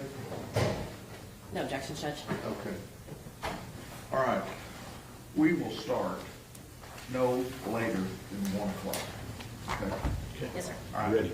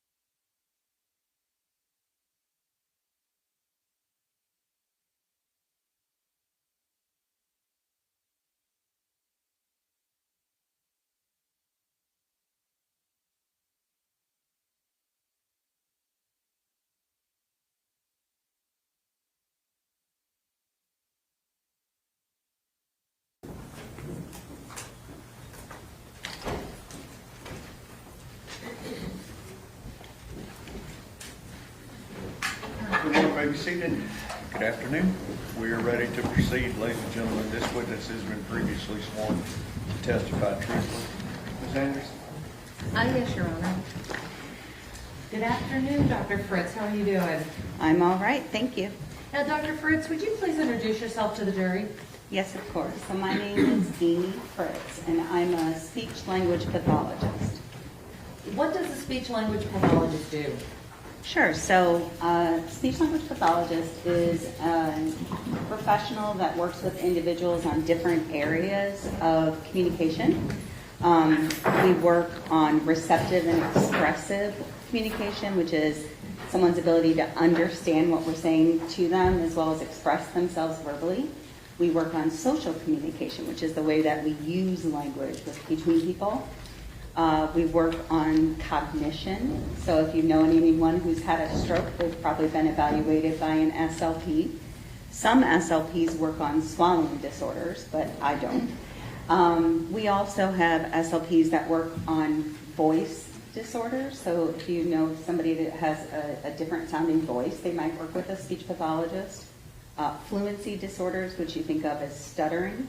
So it's a wide variety of issues that we address, and we also work with people across the lifespan. So I have colleagues that work in neonatal units, and I have colleagues that are working with people at end of life. And Dr. Fritz, do you have any area of specialty? Sure. So I've been a speech pathologist since 1999, and I have specialized most of that time in autism spectrum disorder. That has been especially the case for the last 11 years or so, but I have been working with individuals on the spectrum since the very beginning of my career. In fact, I was placed in the first classroom in the state of Ohio that was full of all children with autism, because at the time that the prevalence, so that's the number of people in the population that had autism, was so low that there wasn't a big need for those kinds of classrooms until that time. I was a rookie coming out of grad school, so they put me in the classroom, and I ended up falling in love with the population. And Dr. Fritz, tell the jury a little bit about your educational background. Sure. So my undergrad is in English and reading education. I went to a small school in Ohio, and I always consider myself an educator first. My master's degree then is in speech pathology, and I went to the Ohio State University for that. Don't hold it against me if you're not a Buckeye fan. And then my doctorate degree is from Ball State University, and that's in special education with a cognate area of focus in speech pathology. Yeah, you said that your practice focuses on individuals with autism. Mm-hmm. And you said that you fell in love with the population. What was it about the population that made you fall in love with them? I think I have a penchant for the neurodiverse because individuals on the spectrum are, it's kind of like what you see is what you get. None of the, to be fair, I work almost exclusively with individuals who have level 1 autism. So there are 3 levels. And level 1 is the highest functioning level. So I work with individuals who have very sort of nuanced or subtle difficulties with, say, their social communication. But with my clients, I can directly explain social rules to them, and I don't offend them. They just haven't learned them before. So to me, it's a really refreshing population to work with. And Dr. Fritz, you had mentioned that you are currently a speech-language pathologist. Where are you working? So I work for myself. I'm self-employed. My practice is called Cedar Tree Communication Therapy, and I'm based out of Florida. And I started my practice 1 week before the world shut down. And I had an office I was paying rent on for 18 months and pivoted to telehealth like the rest of the world, and it ended up being wonderful for me and for my clients because they're very comfortable joining me via computer, and we're making really good progress. So I can see clients remotely, and that's about 60% of the work I do. The other 40% is working on forensic cases like this. You said that it seems that your clients enjoy the remote aspect of the evaluations in your meetings more. Why do you think that is?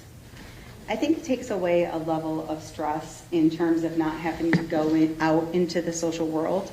And the concern becomes whether there's going to be what we call generalization. So will they use the skills that we work on in the individualized sessions and then be able to apply them in real life? And I was really pleased when I surveyed my clients when the world started opening back up. I think at that time I had about 42 clients, and only one of them wanted to come in person. So it's comfortable for them because you're meeting them in their home environment. I also don't have clients miss sessions because of the fact that if they're not on the session in 2 or 3 minutes after the start time, I'll text them and they'll join me from wherever they are. And that's very convenient for them. It's easy for me too. Dr. Fritz, one thing I forgot to ask you about, are you certified in your field? I am. So in order to be a speech language pathologist, you have to be licensed, and then you also can opt to get national certification. So my national board is called the American Speech Language and Hearing Association, and it is a governing body for speech pathologists and audiologists. And if you choose, you can do what's called a certification of clinical competence. We call it our C's. And if you get your C's, then you're nationally certified. It takes about a 9-month period of time where you're being supervised by a mentor. And then you take that certification, and that allows for the credibility to be recognized by the board. And then you have to keep up that credentialing through continuing education throughout your career. Dr. Fritz, have you ever presented at professional conferences? Yes, so I've presented at several state conferences. I also have done some work presenting at the local level, done lots of parent trainings, lots of educator trainings in the state of Florida, and some in Indiana and Ohio as well. Is it just the parents, or do you present to other organizations? Sure. So parents are a big one. Educators are another big one. And it might surprise you to know that we also do a lot of training with law enforcement.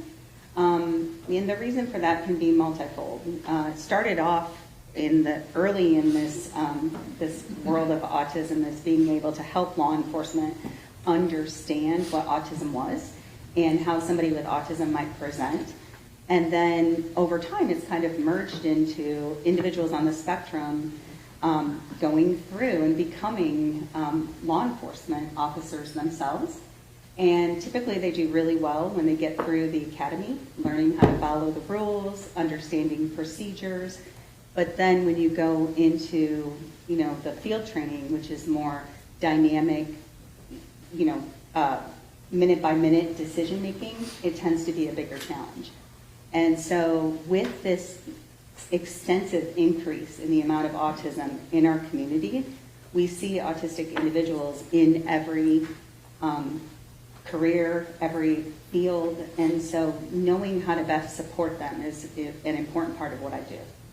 And Dr. Fritz, I think you may have said this before, but do you work in both the clinical and forensic fields? Yes, so I consider myself a clinician first. The forensic work is important to me because it's important to me to make sure that justice-involved clients are understood in light of their autism. I think perhaps my favorite is when I can work with a client who either has become justice-involved or is in danger of becoming criminally involved, and we can work on, sort of rehabilitative social cognition strategies to avoid future justice involvement. Have you testified in both state and federal courts? Yes, ma'am. All right. Dr. Fritz, I want to turn your attention to this case in particular. Okay. Were you retained by the defense in this case? Yes, I was. What were you asked to do? To evaluate Mr. Horner and any relevant collaterals, just other people who he was familiar with or who were familiar with him, and determine what, if any, presence of autism and its related social communication deficits were relevant in the current case. What have you done so far in this case? Sure. So I spent a lot of time reviewing records. So we look at educational records to get a good understanding of a client's history. I also looked at social history as much as it was available. So that's information about Mr. Horner's family life and how that might be relevant. I examined some medical records because he's had quite a few associated medical conditions and hospitalizations.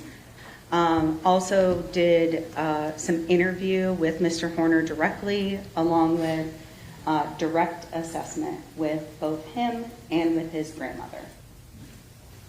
Dr. Fritz, what is your normal hourly fee for your forensic work?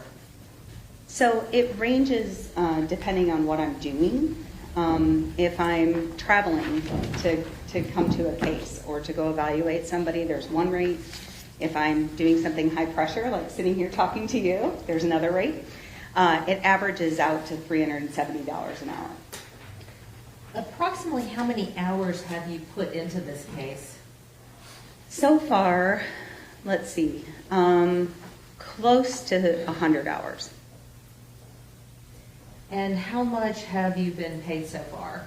So I think right around 15,000.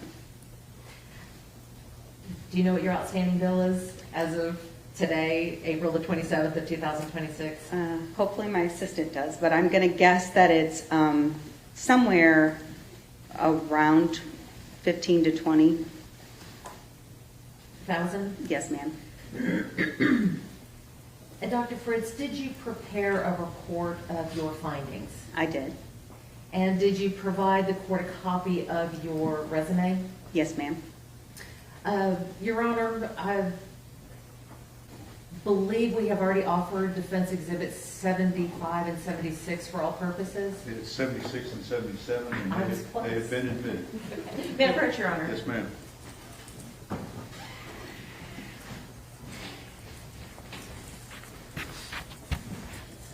Dr. Fritz, I'm going to hand you what has been offered and admitted into evidence as exhibits number 76 and 77. If you'll just take a look at those, please. Thank you. And what is exhibit number 77? Number 77 is a copy of my resume. You might also hear it called a CV. But I'm a clinician rather than a researcher or publisher, so mine looks more like a typical resume. And defense exhibit number 76, what is that, please? That's the formal report I wrote of my speech language assessment of Mr. Horner. And you can hold on for a second. Okay. Just have to give them to the court reporter. Okay. You know what? I'm going to give them to you. I'm going to give them to her now because otherwise, yeah, I don't want to walk off with them. Thank you.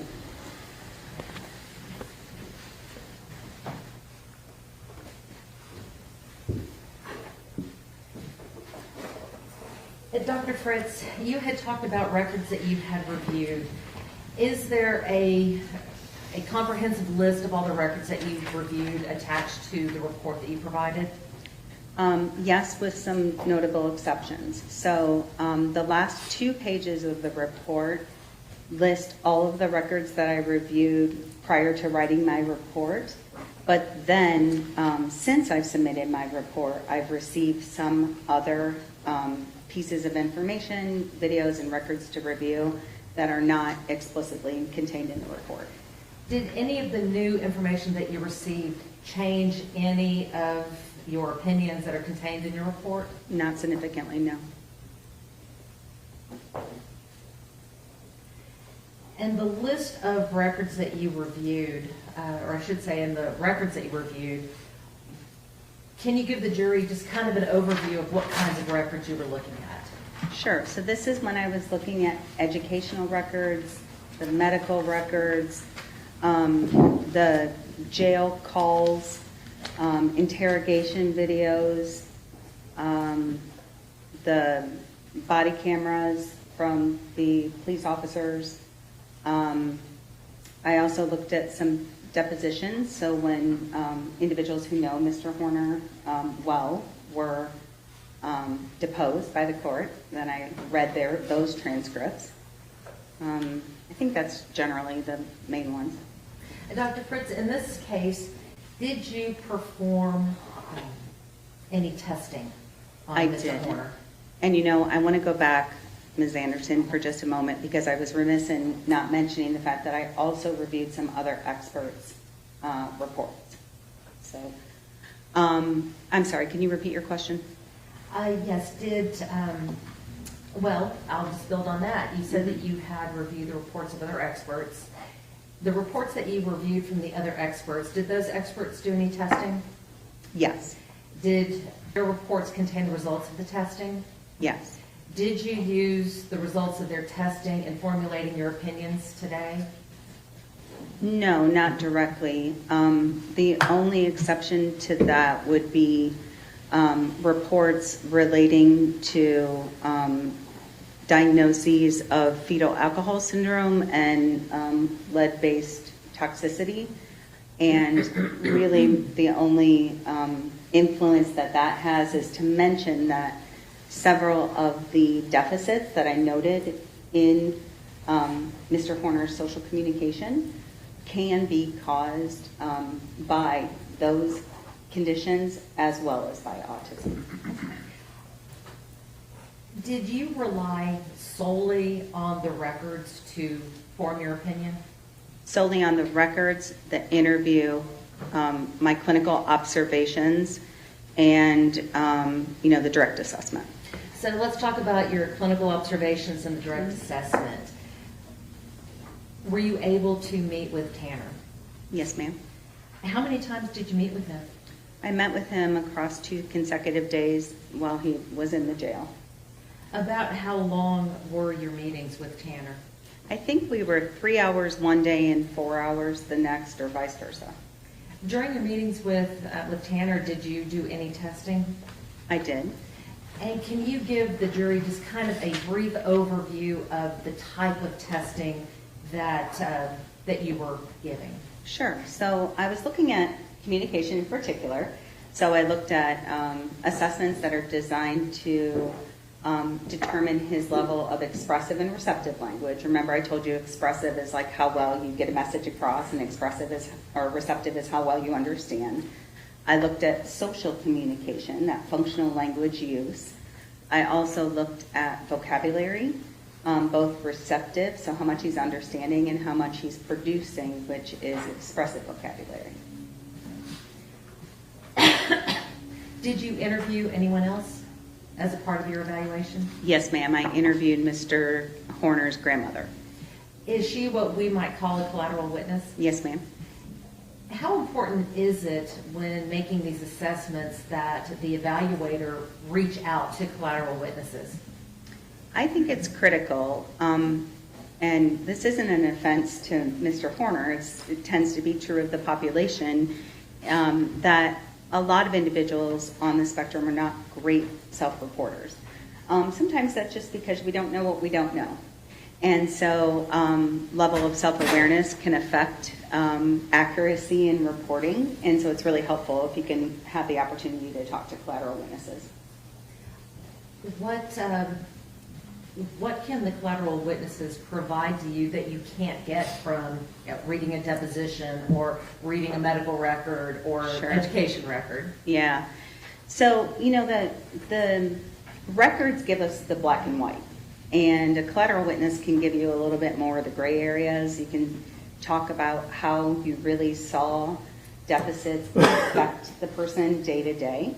And so I think that was the main purpose that I got out of it. Also just to verify that this has been a lifelong condition, because one thing that, if you don't know already, you'll learn about autism is it's a diagnosis that is present from the time of birth and is present throughout life. So there's no cure for autism. Most of us in the field say that we're not looking for a cure for autism because it's a difference. And at the same time, we recognize that it is a lifelong condition. And so seeing and talking to somebody who has that lifelong perspective helps validate the results that I found in testing. Well, let's talk about the results that you found in the testing. Please give the jury a brief summary of your findings from the testing. Sure. So, in short, his receptive and expressive skills it's a horrible diagnosis, guys. It's mild to severe. It's severely impaired. The reason it sounds like that is because Mr. Horner has what we call splinter skills. So some of his skills are really within normal limits or rather high. He's pretty good at following directions until they get too complex. He's got some good ability to answer direct questions, but for questions that require things like inferencing or a lot of recall is harder for him. So some of his skills, and vocabulary is another one. It's a nice strength of his, totally within normal limits. Whereas some of the challenges that he presents with are rather severe. So being able to understand and use more nuanced or subtle language, being able to change your language based on the environment or the context that you're in. So, and I'm going to stop you I'm there. sorry. What do you mean by subtle language? So subtleties in language are the difference in how we say something, not just what we say. So if I were to say to you, how you doing? Joey from Friends, right? You would know that I was being flirtatious. It wasn't a great flirtatious imitation there, but you get the point. Whereas if I said something like, how are you doing? I'm being empathetic or showing concern. And that goes into that social language piece, but also we see it evidenced in more complex sort of sentence structures. So things like concept words were harder for Mr. Horner to understand and to be able to use in his own speech. He also has a significant difficulty with what's called narrative discourse skills. What is that? Yeah, it's being able to tell a story in a linear fashion. So when we tell a story, there's a beginning, a middle, and an end. We start the story, we introduce the problem, you have the problem-solving aspect, and then you conclude the story. And Mr. Horner does not have the ability to do that. Now, Dr. Fritz, you mentioned mild to severe mixed receptive expressive language disorder. Was there any other diagnosis that you gave Tanner? Yes. So I've told you already he has profound deficits in his social communication. We call that social pragmatics.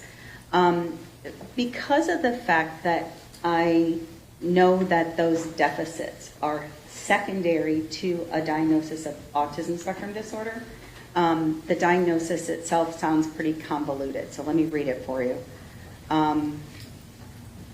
It is, give me 1 second, guys.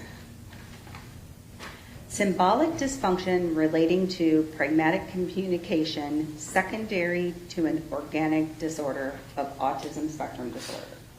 I told you it was convoluted. But what that means is just social language challenges. And Dr. Fritz, were there any other diagnoses that pertaining to Tanner that you found relevant for your evaluations and or your testimony here today?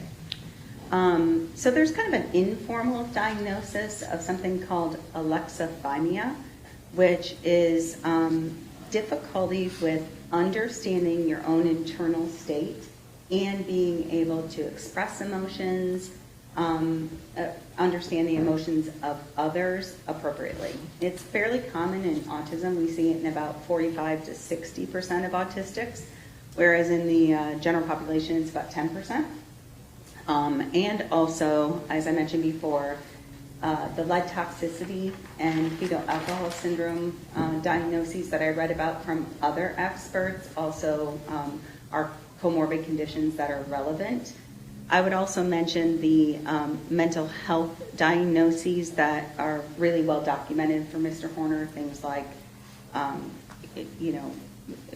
severe depression, history of significant self-harm and so forth. That all goes into play in understanding where he is now in terms of his functional communication. I want to take you back to the symbolic dysfunction relating to pragmatic communication. What is pragmatic communication? So it is language functioning. So it's the use of language and doing so for social purposes. Why is it important? Well, I'm a little biased, but communication is important for every aspect of life. When you're a child, then social communication is how you make friends and how you become well-liked by your educators. When you're getting older, it's how you ask a girl on a date and get her to say yes. It's then how you interview effectively for a job. It also has to do with being able to maintain those relationships over time. So it's, you hear about, for example, relationships falling apart, and the number one reason we hear about is that we had a lack of communication, and that's social communication. What does it mean to have a symbolic dysfunction related to that pragmatic communication?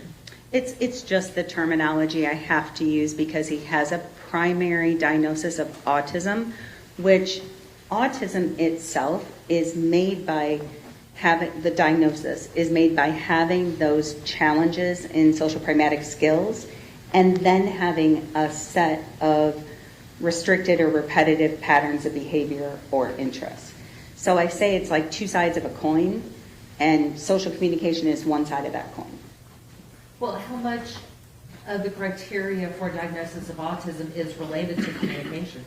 So you have to. So if you think of it as two sides of the coin, you have to have all three of the indicators for difficulties in social communication, and then you have to have two of the four patterns of restricted or repetitive interests and behaviors. Those would be things that you think of when you hear about autism, things like sensory differences or insistence on sameness, whereas the issues relating to social communication have to do with things like social emotional reciprocity, understanding nonverbal communication, and being able to follow conversational acts and turn-taking rules, and being able to build and maintain interpersonal relationships. Well, doctor, let me ask you this. Can a person be diagnosed with autism without having those social communication deficits? No, ma'am.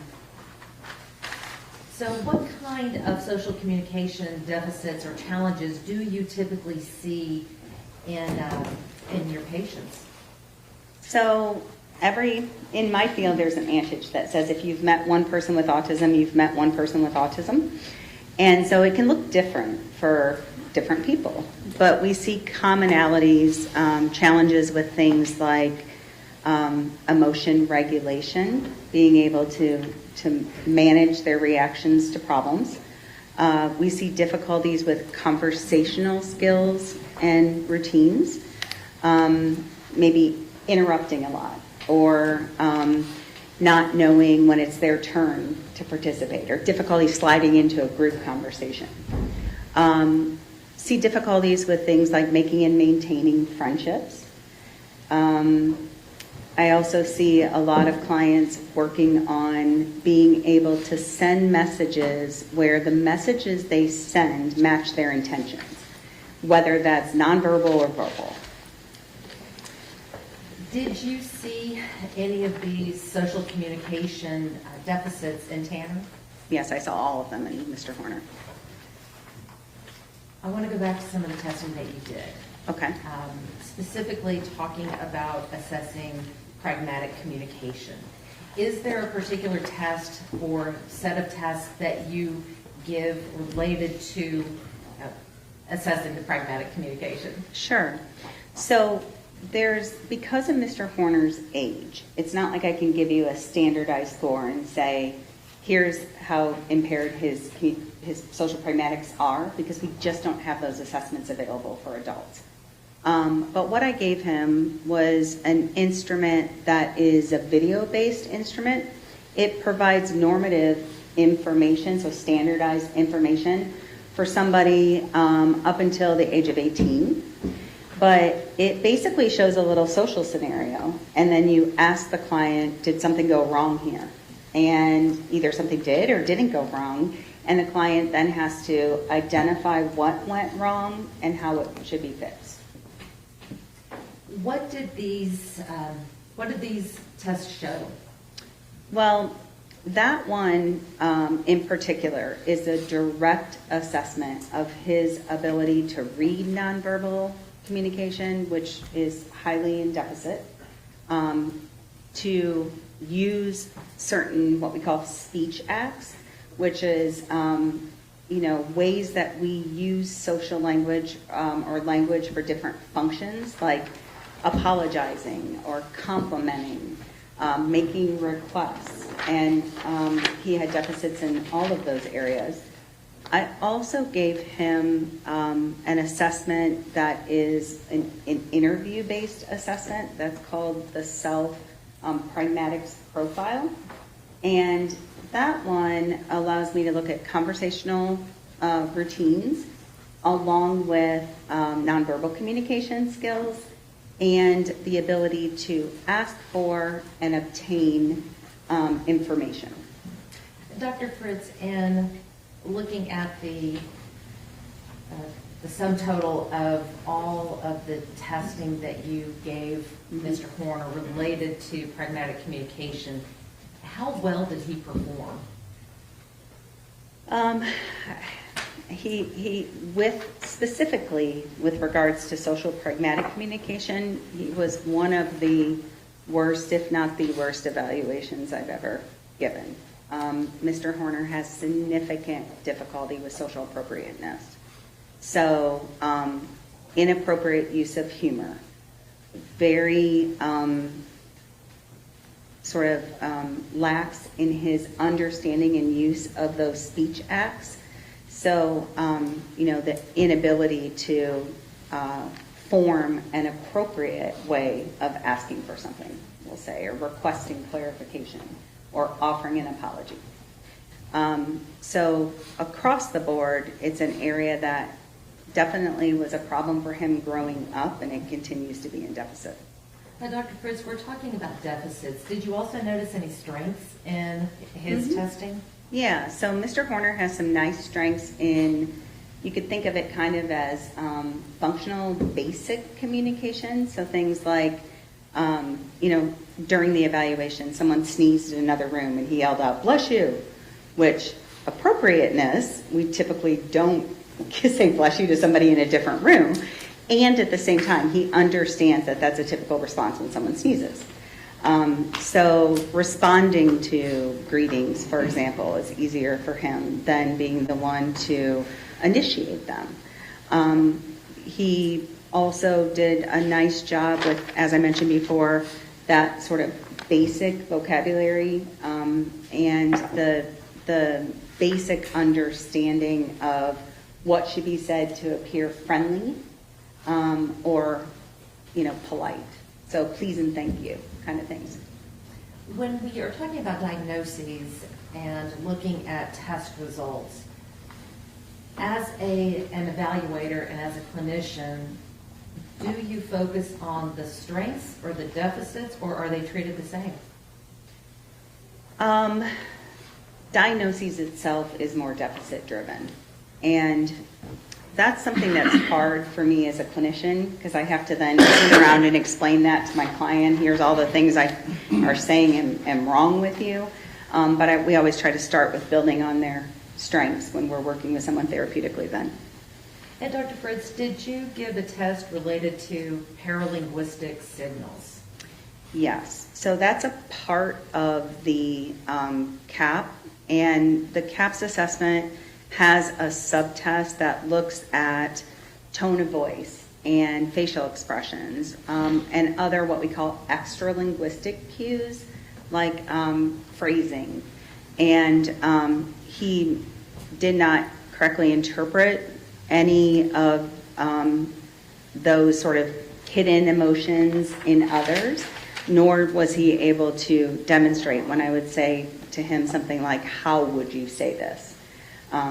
His ability to match intention with his message is really poor. Why is that important? It's important because it causes breakdowns in how you're perceived by others. So is it possible to say one thing, but you really need another, and somebody interprets it a third way? Sure. How common is that when people on the spectrum? It's a very common challenge that I work with clients on. You mentioned CAPS. What does that stand for? The clinical, I want to make sure I get it right. Hold on, sorry.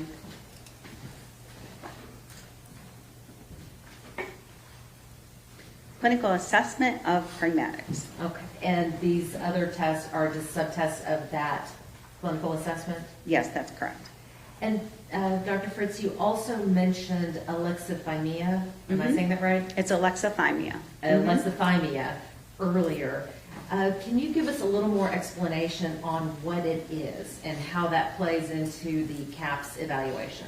Sure. So the alexithymia is actually evaluated somewhat informally through a Likert type of assessment. That's when you get strongly agree versus agree and so forth.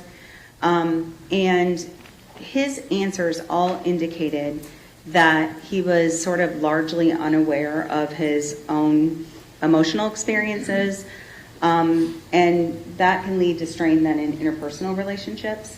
Alexithymia in general means like that difficulty understanding your emotions, but then also difficulty communicating those to others.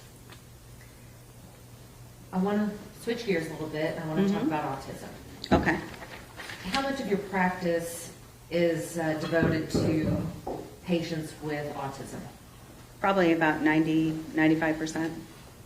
I do also have some clients that have social communication deficits specific to anxiety, and so like social anxiety. You previously said that you had reviewed records in this case. Mm-hmm. Based upon your review of the records, were you able to determine if Tanner had a historical diagnosis for autism? Yes, it was diagnosed when he was young, and there were multiple indications of that diagnosis being confirmed throughout, which is really not even necessary. Once you're autistic, you're autistic. It doesn't go away. And Dr. Fritz, what was that initial diagnosis? He was diagnosed with Asperger's syndrome, and you've probably heard that term before. But it's a historic diagnosis. We no longer use that term. And it's basically what we now would call level 1 autism. Some individuals who are diagnosed with Asperger's hang on to that, feel that it's a strong sense of their personal identity. They may even call themselves an Aspie. And at the same time, it's not a diagnosis that a psychologist or a neuropsychologist would give at this time. You had just said that some people identify themselves as Aspies. Mm-hmm. Is that uncommon to, when you first meet somebody, say, hi, my name is Susan, I have Asperger's? It would be uncommon because of the fact that I think we're still in a society where we're trying to understand neurodivergence as a difference as opposed to a deficit. It's something that I hope is becoming more common as I work a lot on self-advocacy with my clients. How important is self-advocacy? It's huge. It's pretty much everything. Being able to let people know what you want and need and why is really critical. And it's something that, we do it in ways that are subtle when we don't get to have autism. But autistics sometimes have to be directly taught how to self-advocate in ways that are appropriate. I always say it's not about crutch, it's not an excuse, it's an explanation. So you're not saying that autism is the reason that he committed this offense? No, ma'am. You're not saying that autism is an excuse for this offense, are you? Absolutely not. Is autism a defense for what happened? No, not at all in terms of guilt or innocence. Mr. Horner, by all accounts, knew right from wrong, and there's no reason to believe that an autistic doesn't know right from wrong. It can be a mitigating factor if you consider the influence then of his actions, especially after the crime. And I'm sure you've heard lots about, or you're going to hear a lot about, things like the jail calls and the police interrogation and his behaviors during those situations. And I think that's where, considering his language, his speech acts in light of that diagnosis is where it's most relevant.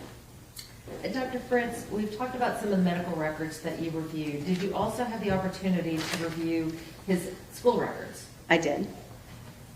Did those school records include his special education records? Yes. Were those records, or why are those records important to your evaluation? Sure. Well, Mr. Horner was in a self-contained classroom for a few years. His behavior had become such that they didn't feel like they could manage it in a regular education environment. And the methodology that was used at that time is something called, it's called the Boys Town model. It's positive behavioral supports, where instead of just being punished for breaking social rules, they're explained to you and given the opportunity to learn from positive reinforcement of expected behaviors. Why do they call it the Boys Town model? I think because it was historically used in Boys Town. What is Boys Town? Used to help. I can't pretend that I'm an expert on it, but just an organization, a place where behavior modification occurred. And Dr. Fritz, getting back to the school records and the education records, Mhm. in reviewing those records, did you find, or were you able to determine if Tanner was exhibiting the type of pragmatic communication deficits that you've been talking to the jury about? Absolutely. Can you please give us some examples of that? Sure. So I think I mentioned that he could, when we were doing the video-based assessment, he could say if someone was being friendly or if they were being mean. He could problem solve what they should be doing, but he had almost no ability to recognize breakdowns in what they were saying, and certainly no ability to recognize how they were saying it or the nonverbal communication that they were using. He also had difficulties relating to, interpersonal reactions or interactions. At one point, he told me that watching a clip of a young man kind of stumbling when he was approached by an attractive girl was very uncomfortable for him because he could almost see himself in that particular actor's behavior, but he didn't know how to fix it. So I also saw definitely no ability to correctly interpret social expectations like hidden emotions. That's if someone says, well, how are you doing? You're like, oh, I'm okay. And they just keep going without saying, oh, it doesn't sound like you're really okay. What's wrong? You can't do that. He tends to take language at the surface level instead of being able to understand, non-literal or inferenced language. He also has what we call very weak theory of mind development, which is just perspective taking. So perspective taking is me thinking about you, thinking about me. So it's like this morning I woke up and I thought, oh, I better put on a suit because I'm going to go sit on a witness stand and I want them to think I'm professional. And that's me thinking about how my behavior, my words, my actions would influence your opinion of me. And Mr. Horner has very weak theory of mind. Well, Dr. Fritz, With regards to the records that you reviewed for the school records, Mhm. looking at the records that you reviewed and the evaluation that you performed of Mr. Horner, did you see consistent deficits across the board? For sure. So the educational records highlight his extreme difficulty with interpersonal skills. Lots of talk about sort of, and Mr. Horner said he, likes to be a know-it-all. That can be common in level 1 autism, inserting himself into conversations that he was not a part of, not being able to make or maintain friends during his youth. The presence of bullying is something that I deal with a lot with my clients, and that was certainly there early in his formative years. And Dr. Fritz, one of the things that you talked about earlier in reviewing the records and some of the records that you obtained afterwards was some of the other diagnoses that were involved. I think you'd mentioned FAS, or fetal alcohol syndrome, and mentioned the mood disorders and things like that. How do all of these diagnoses work together? Sure. So individuals who have autism often have other comorbid conditions. Some very common ones include anxiety, attention deficit, other mood disorders. So some of his mental health diagnoses I see very regularly in individuals on the spectrum. And then the diagnoses of his exposure to lead-based paint and lead toxicity, along with the fetal alcohol syndrome, those are only relevant because the types of difficulties he has with regards to executive functioning, memory difficulties, challenges with attention and planning, those kinds of things are deficits that are often seen in those two other diagnoses as well. And one thing you should know is it's not like it has to be mutually exclusive. You can have FAS and be autistic. You can have Down syndrome and be autistic. So it doesn't have to be one or the other. And where does intellectual disability fit in with all of that? So some individuals on the spectrum have cognitive impairment. That's probably going to impact the level of autism that they have. So generally when individuals have a cognitive deficit, they're going to be diagnosed with level 2 or level 3 autism because it's more significant. Mr. Horner's cognitive abilities are within normal limits. Dr. Fritz, I want to switch gears again. I want to talk to you about some of the problems that autistic people can face. And I believe that we had talked about reactions and matching reactions to the size of a problem. Why is it important to be able to match your reaction to the size of a problem? Well, the biggest reason that I see most regularly is it affects other people's opinions of you. So when you have great big reactions to what other people might consider a small problem, people don't want to be around you much anymore. I give my clients sort of definitions for small versus medium versus large problems. So small problems are ones that just affect you. You got a hangnail, or you can't find the shirt you wanted to wear, or you didn't get to go first in line. Medium-sized problems affect a small group of people, and that the uncomfortable feelings that come with it should last a little bit longer than a small problem. So that might be something like getting into an argument with your family members, or you screwing up a game and costing, getting the last out and costing your team the game, right? It's going to affect a small group of people. That feeling is going to last a bit longer. So having a medium-sized reaction to that is understandable. And then I always say, those great big problems are ones that have lasting effects. So natural disasters, certainly death of family members, things like that, where it takes a lot of people to fix the problem and the feelings might last a long time. When we're talking about social cognition versus social communication, where does the matching of problems or matching of reactions to the problems fall? Probably both. So, social cognition is social thinking.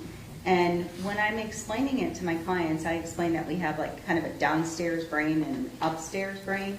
The downstairs brain is your feeling brain. You maybe have, heard other words for it. It's the subcortical region of the brain. It's where emotions, reign. And sometimes you can't help how you feel about a situation. But your upstairs brain, the cognitive part of your brain, should be able to respond, stop yourself and respond in a way that's considered prosocial or an expected behavior. What do you mean by cognitive? Thinking. So cognitive strategies could be things like reframing, for example, how big of a problem this is. Like, I didn't get on a computer today during free time. Well, I can think about that and I can realize I was on a computer yesterday. I'll probably get on a computer tomorrow. I don't need to have a big meltdown about it. But it takes that thinking not to have the reaction to what's happening in the downstairs brain. And so I work a lot with clients on that because what happens for my clients is they sometimes have big reactions to small problems. And that's when it stands out socially. Dr. Fritz, what could make someone who has maladaptive behaviors, but very little history of violence, snap and commit an offense like the one that we have here today? I don't know that I know that answer. There usually is some triggering event. I talk to my clients a lot about triggering events, okay? Recognizing your own triggers. Some people have spaces that they're uncomfortable in, so if they have a big sensory, difference, then maybe being in a wide open or echoey space could be a triggering event for them. Maybe they have a lot of insistence on sameness, so their routine gets changed, and that can be a triggering event. Sometimes it could be something interpersonally related, like the person you love decides they don't want to be with you anymore, and that can be a big triggering event. So sometimes it can be simple, everyday things, and other times it can be, more traumatic events. When we're talking about triggers, are the triggers are they the same for everyone, or are they going to be different for everyone? No, they're different for everyone, and I always explore them with my clients who have difficulties with emotional regulation, because knowing your own triggers is critical to being able to learn how to manage them. Some triggers you can avoid. For example, I have a client that hates roller coasters, and it really bothered her that she didn't want to go on the roller coasters with her classmates. We live in Orlando, and there's a lot of roller coasters there. But you can avoid roller coasters for the rest of your life. It's not a big issue, right? If your triggering event is something like going to the doctor, and you need to go to be able to get your physical, get a vaccine, and so forth, you've got to figure out some coping strategies to deal with that trigger. But what if you don't understand your triggers? What if you don't know what triggers you? Then you tend to have big reactions to small problems.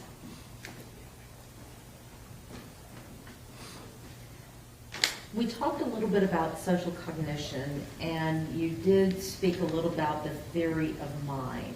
Mm-hmm. I want to talk, now I want to move into how theory of mind may have impacted Tanner's reactions related to this incident. I want to kind of give you a hypothetical, okay? Okay. Let's say that you have someone who is on the spectrum and has been previously diagnosed with autism, and there have been a number of personal stressors and triggers going on in that person's life. That there have been, let's say in my hypothetical, let's say that they have had group changes for their delivery job. There have been financial stressors at home. There have been familial stressors at home, okay? Mm-hmm. all of these leading up to a day where a child may see that person doing a hit of cocaine, okay? Thinking about all of that, how does, well, let me back up, let me finish my hypothetical. And then the person assumes that this child saw them doing cocaine. He then abducts her and murders her, okay? Looking at all of that, how would theory of mind factor into that scenario and those decisions made by that delivery man? Well, I would say theory of mind is about understanding somebody else's perception of you. And if your cause to action is to abduct a child and kill them because you think that they may have seen you do cocaine, you are definitely not understanding their perspective. First of all, a young child may not have any idea what cocaine is or what it looks like to use it, or that it's against the law. I'm not saying that that is obviously a reason to do anything as heinous as abducting a little girl and killing her. And at the same time, it hypothetically could be a triggering event. Is this an example of where we're talking about big reactions to what could be little problems? That would certainly fit that. When someone has a big reaction to a little problem, how does that deal, what effect does that have on that small problem? Does it keep it a small problem? Oh, it's interesting that you asked that, because I always explain it to my clients like this. If you continue to put energy into a problem without taking the time to calm down first, you're probably going to make the situation worse. So I always say when stress goes up, the ability to problem solve goes down. Language processing goes down. Okay? It's an inverse relationship for all of us. And so it's why we say, I just need a minute. I'm not ready to talk about it right now. Because we need that time to calm down before we work towards socially problem solving something. So then I tell my clients, if something is in your locus of control, so something that you can actually change, that's something to put your energy into. You can't figure that out when you're up here emotionally, if you're dysregulated. So first you got to calm down. And then you can find out if it's within your control. And putting your energy into things that are within your control can affect positive change. Putting your energy into something that is outside of your control is probably just going to make the problem bigger, or at least keep it the same. Dr. Fritz, we've been talking about social cognition. Part of social cognition, would that include something known as central coherence? Yes. So central coherence is the idea of not being able to see the tree through the forest, or the forest through the trees, I think is how the saying goes. It's that idea that one small detail can take precedence over the big picture. And it tends to be a challenge, especially when people are dysregulated. But a lot of individuals on the autism spectrum have significant difficulties with central coherence. So they're really focused on a small detail that may or may not be as relevant to the discussion as the big picture. Now let's switch gears again and talk a little bit about social communication. Please explain to the jury what a speech act is. Sure. So a speech act is a group of words, either sentences or phrases that provide a certain function. So whereas we use words like socially to exchange information, but speech acts have a certain purpose in and of themselves. So it could be things like apologizing, making requests, giving somebody a compliment. Complaining is a speech act. So there are speech acts that we are directly taught, and not only the kinds of words that we use to make the speech act appropriate, but also how we use them.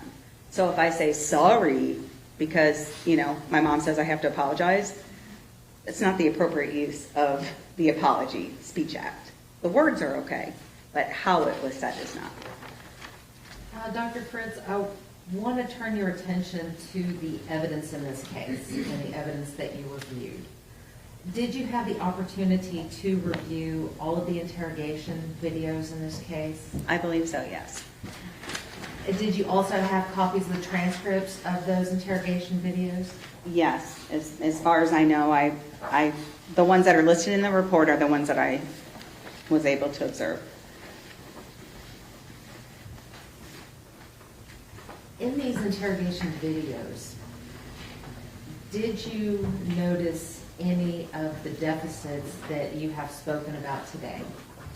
Yes, it's the speech acts was really obvious to me because there would be a build up in the interview. This is specific to the December 2nd interview, where the investigators were building to what you and I would recognize as an opportunity for an apology.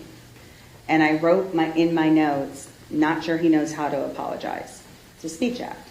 And then immediately after, and I apologize, I don't remember exactly what it was, but there was another moment where there was an opportunity to use a specific speech act that Mr. Horner did not use.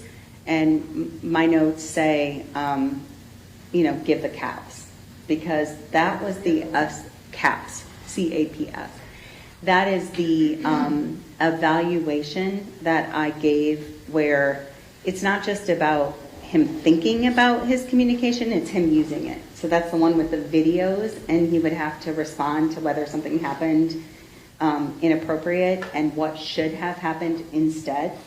And so his ability to show understanding and use of speech acts was almost non-existent. In relation to the video, if someone were to look at that video, not understanding speech language deficits, not understanding speech acts, is it possible for that to be misinterpreted? For what to be misinterpreted? The fact that he didn't apologize or didn't understand. Well, I think what would happen most often for Mr. Horner is he would just say, they're being mean, or she's being nice, or why are they treating her like that? Like, he could understand and pick up the big kind of tone of the situation, and he might say something about how it would solve the problem. But he never knew or expressed the words that could be used to solve the problem, or how to use them. And in not expressing those words, could that be misinterpreted? Absolutely, because when we don't use expected social behaviors, that tends to be when someone tells you you need to start using an expected social behavior. So those of us who are neurotypical pick up on all sorts of social communication expectations incidentally. So no one said to you directly, I mean, maybe they did when you were really little, but no one says, if someone says goodbye to you, you should say goodbye to them. But you do that. You follow that expected social rule. And individuals on the spectrum absolutely have the ability to use, most of them, if they don't have significant cognitive involvement, to use appropriate social communication. They just haven't been taught the social rules yet. So that's why I think of autism as being, in some ways a very cool strength for a lot of my clients, because they have these abilities to understand patterns, sequences. I was telling Mr. Horner the reason why he is so musical is most likely due to the fact that he's autistic, because the part of your brain that is important for things like math and music is has a lot more neurons dedicated to it in the autistic brain. So I can eventually teach social rules to clients, and then they can apply them. No one's ever going to make me good at calculus. I don't have those neurons in that part of the brain. And Dr. Fritz, you had talked about that other people might use or note expected social rules and might have to tell somebody about the expected social rules. Do you have an example of that in the evidence that you reviewed? Oh, there's a lot of examples in, the educational IEP goals that he has relating to appropriateness of social rules. A lot of his goals that he had that throughout his formative years related to that. Did you by chance review a phone call between Tanner and his mother? I did. I was able to listen to several jail calls and certainly heard a few between he and his mom. Were there any of those calls that reminded you or brought to your attention about her teaching him expected social rules? Yes, there is a time where Mr. Horner says he doesn't understand why the other inmates are looking at him as though he's a monster. And his mom says, think about it. What if someone did this to your child? And only then was he able to kind of put himself in, the Strand's shoes and understand the impact. So that was an example of his mom knowing what he needed to be able to empathize with their family. And Dr. Fritz, I want to take you back to the first interrogation video. Mm-hmm. Let's talk about Zero. Okay. Do you have any reason to believe that Tanner has multiple personality disorder? So I'm not an expert on multiple personality disorder. However, I can tell you that I'm really good at knowing when someone's not being truthful. And as I was watching the interrogation video, it was just pretty obvious to me that Zero does not exist, and that Mr. Horner was kind of using him as a tool to maybe tell the story of what had happened. Is that uncommon with autistic people? No. So most of us don't like to talk about things we've done wrong, okay, times we've screwed up. Sometimes my autistic clients often will take it a step further where they don't want to talk about it at all, even to the point of needing to problem solve. So in fact, almost every time a client gets on with me and their parent or their spouse walks in and said, "Did you tell Dr. Amy about?" And then my client says, "I don't want to talk about it." I say, "You know what I'm going to say, which is, you tell me you don't want to talk about it, it's exactly what we need to talk about." Because that's usually when change needs to occur. So talking about their social miscues or mistakes in third person seems to be helpful.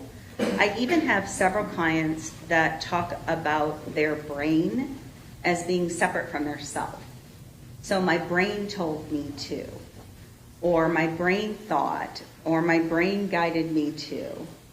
I have several clients that talk out loud to self-regulate their behavior. And it's this sort of separation between self and behavior. How does that help?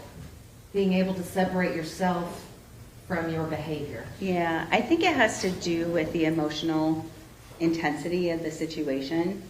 It's why we use a lot of video modeling in my field, so that first we'll start off by showing a clip of someone using the expected behavior or the maladaptive behavior that's not my client, and ask them to look at it, describe it. my clients can be pretty good about picking out, the differences in that third person perspective.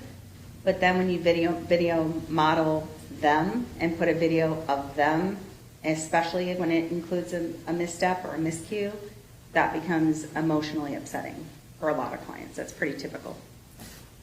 So is it easier for them to talk about themselves in the third person rather than in the first? Yeah, either in the third person or they talk, like I said, they talk about their brain. Which it was honestly, it's not something that I've seen. I didn't see it in literature. I recognized this during my my clinical work, and it just started coming up repeatedly. The idea of thinking of themselves almost as separate from their brain. Now, Dr. Fritz, you talked a little bit earlier about social rules. Mm-hmm. How do we learn social rules? So some of them, like the basics, your parents teach you. Tell them please, say you're sorry. Mr. Horner does a pretty good job with the basics. He's uses greetings. He'll, especially if someone else initiates them. And then the other ones we learn kind of by trial and error. So, for example, I have a client that really wanted the attention of his peers, and he didn't know how to get it in a pro-social manner. So when he was at youth group, he would start throwing beanbags at people. Well, not surprisingly, that didn't get him any friends at youth group. So I had to teach him how to slip into a group in a way that's socially acceptable, because he knew it wasn't working for him, but he didn't know how to fix it. Now let's switch to Tanner. Mm-hmm. Is he able to follow the rules once he understands them? To some degree. I think we see that in, the fact that he has not had, to my knowledge, any incidents in the jail. I think that he has followed rules intermittently throughout his life, effectively. Keeping it together long term is harder for him. That's why, oftentimes he got fired from jobs, got kicked out of bands. But he can learn and apply rules. And we saw that, I think, most evidence best. And there was a period of 9 visits with a speech language pathologist that did home visits. Her name is Marietta Weaver. And his response to her intervention was sort of ideal in his understanding of the rules that she taught. The challenge with pragmatic social communication is the demands continue to change over time. So when you're little, you have to learn how to share toys with other people. When you're older, you got to learn how to ask somebody on a date or how to get a job. And then you have to learn how to, deal with a coworker who's a pain in the butt. So everything continues to evolve and change over time. So do the social rules that go with it. And Dr. Fritz, you have worked in the forensic field. Mm-hmm. So you understand that in pleading guilty to this offense, Tanner will spend the rest of his life in prison. Mm-hmm. How important is following the rules in prison? It can be life or death, for sure. I work with some clients that are preparing for incarceration. I work with a couple of clients who are incarcerated. And I can tell you that general population will make sure that you understand the rules if you're not applying them. And I will say that there's not opportunities for isolation in prison for anyone who's in Gen Pop. And that's sometimes a need for many of my clients. Without that ability to recharge their social battery, then they will oftentimes, have difficulty with that emotion regulation piece that we're talking about, with following the social rules consistently. And But I'm going to stop you go right ahead. there because I Yeah. want to ask a follow-up question real quick. Are you saying that Tanner would not be able to follow those social rules once he's He- learned them? yeah, no, he could follow them, and if he has a misstep, they will be corrected. Or that he will be corrected, I should say.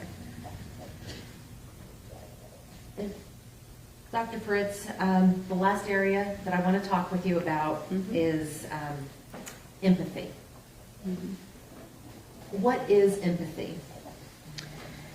So empathy itself is basically an understanding of what someone is experiencing and the ability to relate it to self. So cognitively, you would say like, oh, I see what you're going through.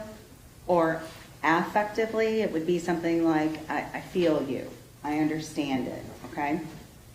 And empathy is then, has a second part, which is not just understanding it, but being able to communicate that to others. Is empathy the same as sympathy? No, sympathy is more, it's like more base level. It's just, I can feel sorry for you, but I don't have to, it's almost like pity. It's not the same as, and I feel that pain that you're going through. Is it the same as remorse? No, if you looked at it on a hierarchy, it would kind of be like sympathy, then empathy, and then remorse. Because if in a situation where you need remorse, okay, when you've screwed up. Because remorse is the idea that I did something wrong, I have guilt and shame about it, I'm morally culpable, and I want to do what I can to repair it or make amends. When looking at the evidence in this case, Mm-hmm. were you able to see empathy and remorse in the videos or the interrogation or the phone calls or the note to the parents? Sure. So first of all, let me start with the empathy piece. I definitely saw that Mr. Horner has the ability to empathize. I saw it in relation to characters in the video. Why are they being so mean to her? She's so nice. Why are they treating her like that? I saw it with regards to pictures of animals that were in cages. They look sad. Again, we saw evidence of it with regards to Athena's family when his parents or when his mom directly correlated it to his own child. And then I think probably the best evidence of remorse and empathy would be in the suicide note that he wrote to Athena's parents. So let's talk about the suicide note. Why do you say that that is the best example of Tanner expressing empathy and remorse? The reason why is it meets the criteria for remorse, okay? And what is that criteria? Sure, there's four main components. There's recognition of having done something wrong. And I'm going to look at my notes because I quoted Tanner directly. He said, I've done a terrible thing to your family and I'm sorry. So that's recognition. There is expected to be some sort of remote emotional response, whether that's directly saying I feel guilty or I'm ashamed, or it can be an act, like it can be repentance. You will notice if you see the suicide note that he says, I want you to know I found God through this. So that's an example of an emotional response. Also, it can be in sort of this moral discomfort. And in that suicide note, he also talks about the fact that he is unable to sleep, that it's kind of haunting him. So we have that emotional response piece. A moral evaluation then is basically shouldn't have happened. And Mr. Horner's words were, I'm sorry I took your little angel. She didn't deserve it. Y'all didn't deserve it. And then he goes on to talk about his own family and child not deserving it either. And then a desire to repair or make amends. And he explained his mental state. I think he got into that too much, and it sounds like an excuse. When you read the suicide letter, it also has falsehoods in it. He talks about the fact that there was a broken backup camera, which we know is not true. So I think he muddied the waters of this remorseful suicide note because he's not good at explaining his emotions in ways that are clear, uncomplicated, and done with regard for the person it's being written to. But he did say he's trying to ease their suffering with his death, and he said he signed off with love and sorrow and remorse. And I would consider this potentially lip service if any of this language was easy for Mr. Horner. I don't think it is for him to come up with these kinds of words. And more importantly, he thought he was going to die. He had a very serious suicide attempt. So I take it as genuine. Well, Dr. Fritz, how do you reconcile that with all of the blatant lies that he told the detectives in the note that he wrote to them? I think he was just grasping at straws. I really don't know what he was thinking. But in the suicide note, based upon the criteria that you had spoken about regarding remorse, did his note meet all of those criteria? It did. I'll pass the witness. Let's take a break, and we'll come back in at 2:30, okay? See you there.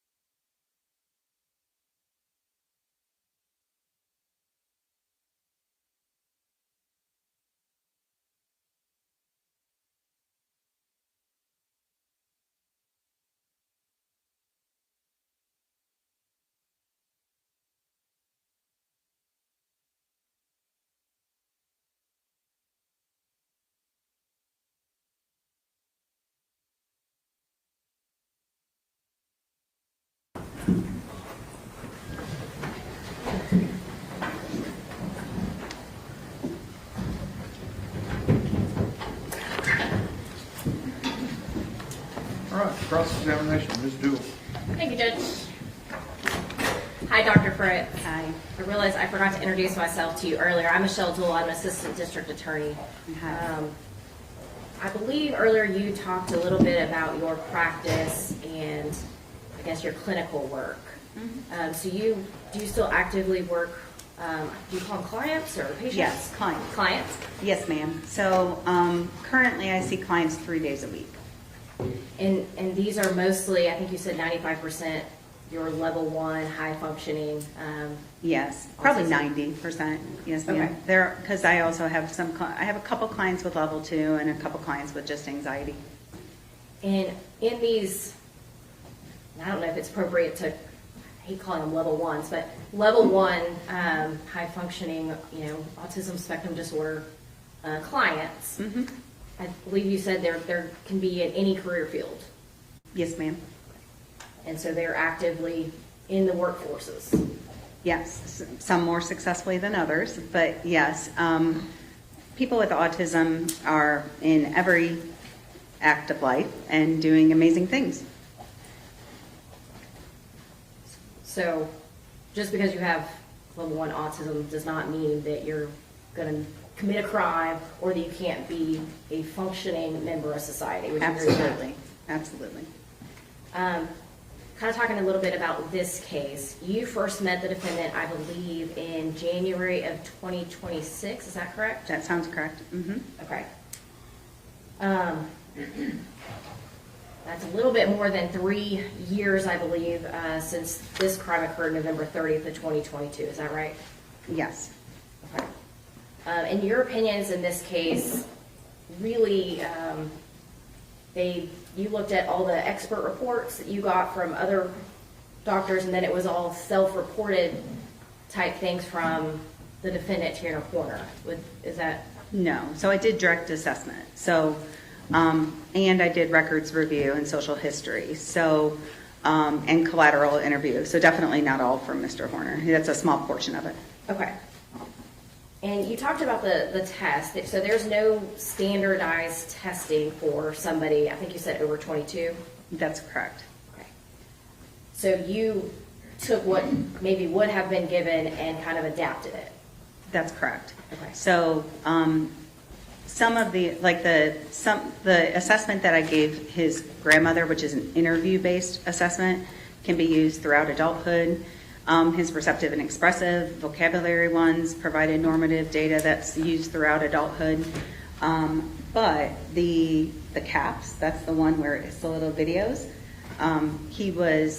that maxes out at age 18. So I scored it as though he was 18 just so I could get a sense of severity, and it came out as severely to profoundly impaired even if he were 18. And Dr. Fritz, you talked about records. How important were reviewing the records in this case? I think educational records tell a big story.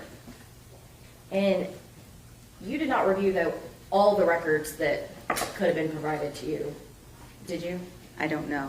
I did review the ones that were provided, but I'm not sure what other ones exist. So did you review all of his medical records in this case? Only the ones that you see listed. So you reviewed the specific reports from the defense experts in this case, correct? That was some of what I reviewed, and then I also reviewed the educational records, his medical records from a couple different facilities. And you did not make any diagnoses though in this case, I other than what you talked about earlier, those two that you made. Correct. But you didn't make a diagnosis of autism spectrum disorder, correct? No, ma'am, I don't have the credentials to do that. And you didn't make a diagnosis of any type of neurodevelopmental disorder or alcohol exposed? No, ma'am. If the branch of fetal alcohol syndrome that you were speaking of? Right. You didn't make that diagnosis? No, ma'am. In reviewing his records, did you review his social media records? No, I was going to say no, but then I did see something that came from the state. I'm trying to think. I think it was the information that was provided to Dr. Rumbala, and there was some description of his presence on social media.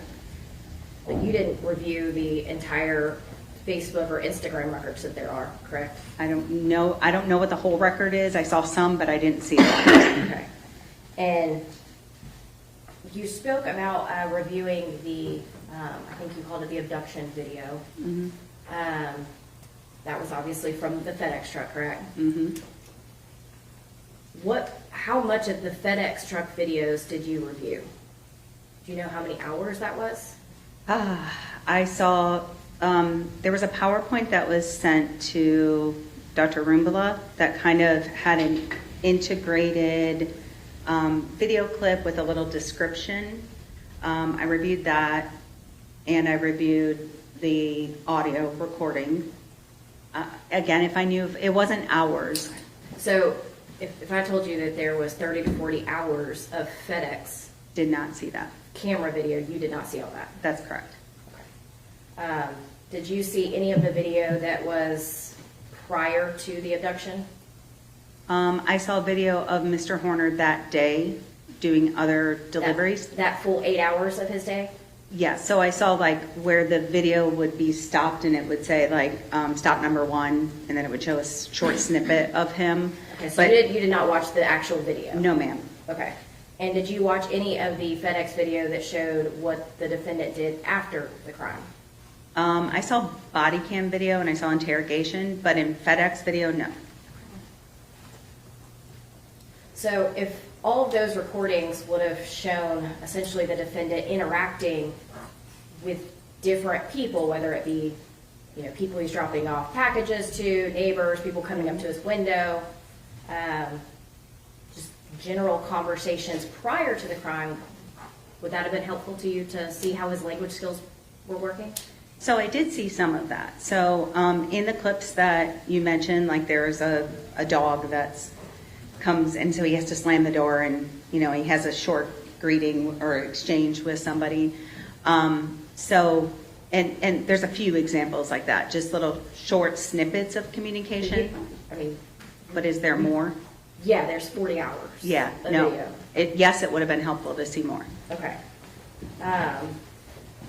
And I guess, I know you've seen apparently some snippets, so I don't exactly know what you've seen, but Objection, Your Honor, to the sidebar. Just answer question and answer. as for the FedEx videos after the crime, did you watch any of the videos from the days after November 30th of 2022? No, ma'am. FedEx videos? Yes, ma'am. No, ma'am. Okay. Do you think that that would have been helpful in knowing how he was interacting the days after the crime? It might have. I can tell you that the video snippets that I saw during, the day of the crime, and also the interrogation videos of him after the crime, weren't surprising to me, because the language that he was using, say, with other people on his route, was in keeping with what I expected to be his strengths.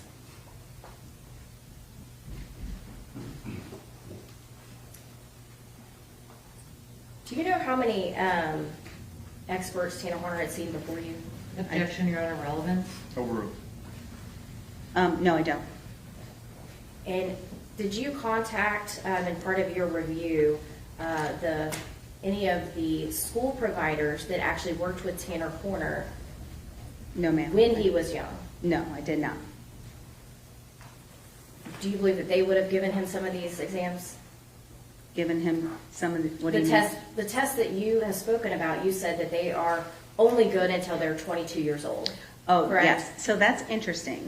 When you look at his educational records, there's a lot of focus on behavior. Judge, objection, non-responsive. Sustained. So the question. Hang on, wait Sorry. till she asks you the next question. Okay. So as for your specific exam, you went and adapted the test, correct? Mm-hmm. Did he have any issues with answering any of your questions or answering the questions on that exam? Yes. And what issues did he have? Well, he had significant difficulty with all of the assessments. And what I was starting to say, and I don't know if this, I want to answer your question, was that you asked if he had been given any of these assessments during his formative years, and one of the CAPS didn't exist. So I wanted to clarify that. It was only developed about 5 years ago.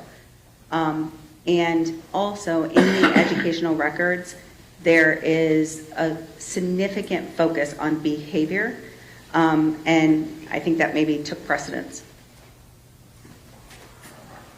I guess to follow up with that, wouldn't it have been helpful to you to be able to speak to the people who actually knew him during those formative years? It wouldn't have hurt, for sure. You talked about his job history. So Tanner Horner was able to hold jobs, correct? For short periods of time, yes. He worked for Walmart for a year and a half, is that correct? I'm not sure the length of time, but if you say so, yes. It's in your notes. Do you Okay. have your notes in front of you? Yeah, I don't, whereabouts in my notes does it say how long? It's in the location that, I guess he's talking about his job. Oh, my personal notes. Yes, your sorry. personal notes in this case. Yes. I think I have them.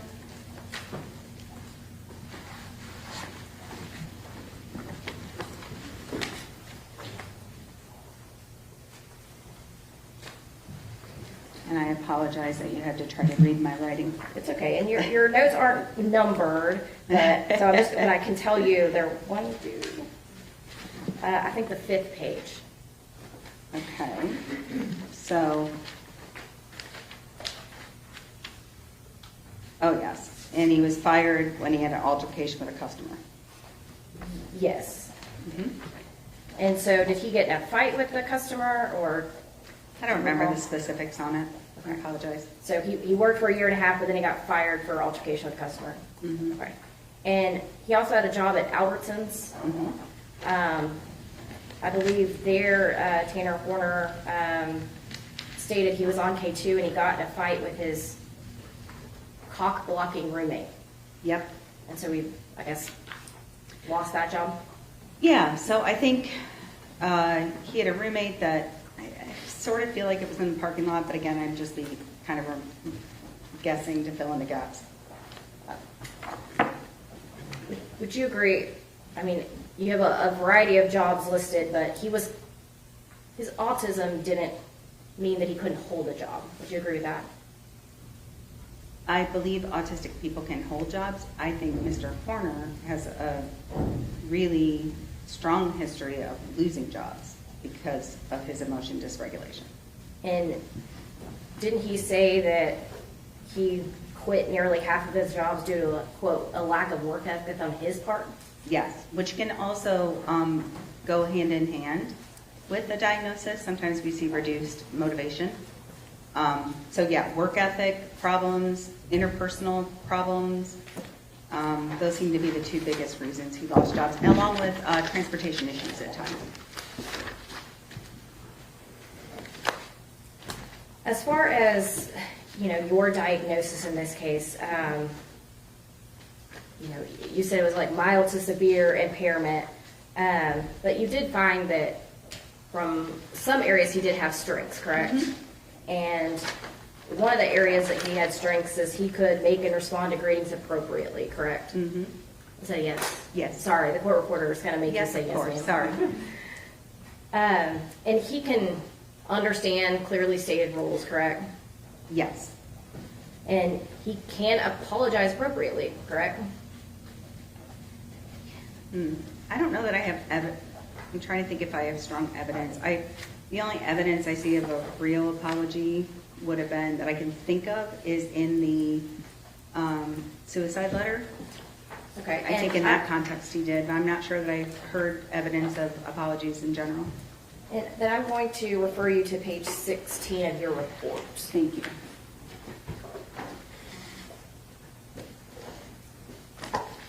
And it's the third full paragraph on that page, kind of the third sentence down. But you specifically state that he revealed several social pragmatic strengths. He consistently makes and responds to greetings and farewells. He shows a sense of humor. He apologizes appropriately, offers help to others, and understands posted or clearly stated rules. Yes, so this is this is the section that is from the, let me make sure I don't speak out of turn here.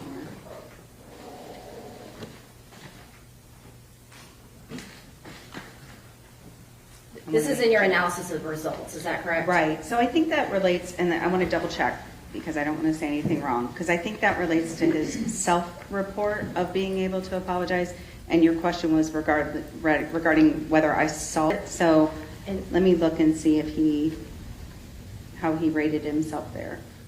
And But Judge, I'm going to object to non-responsive. Sustain. Okay.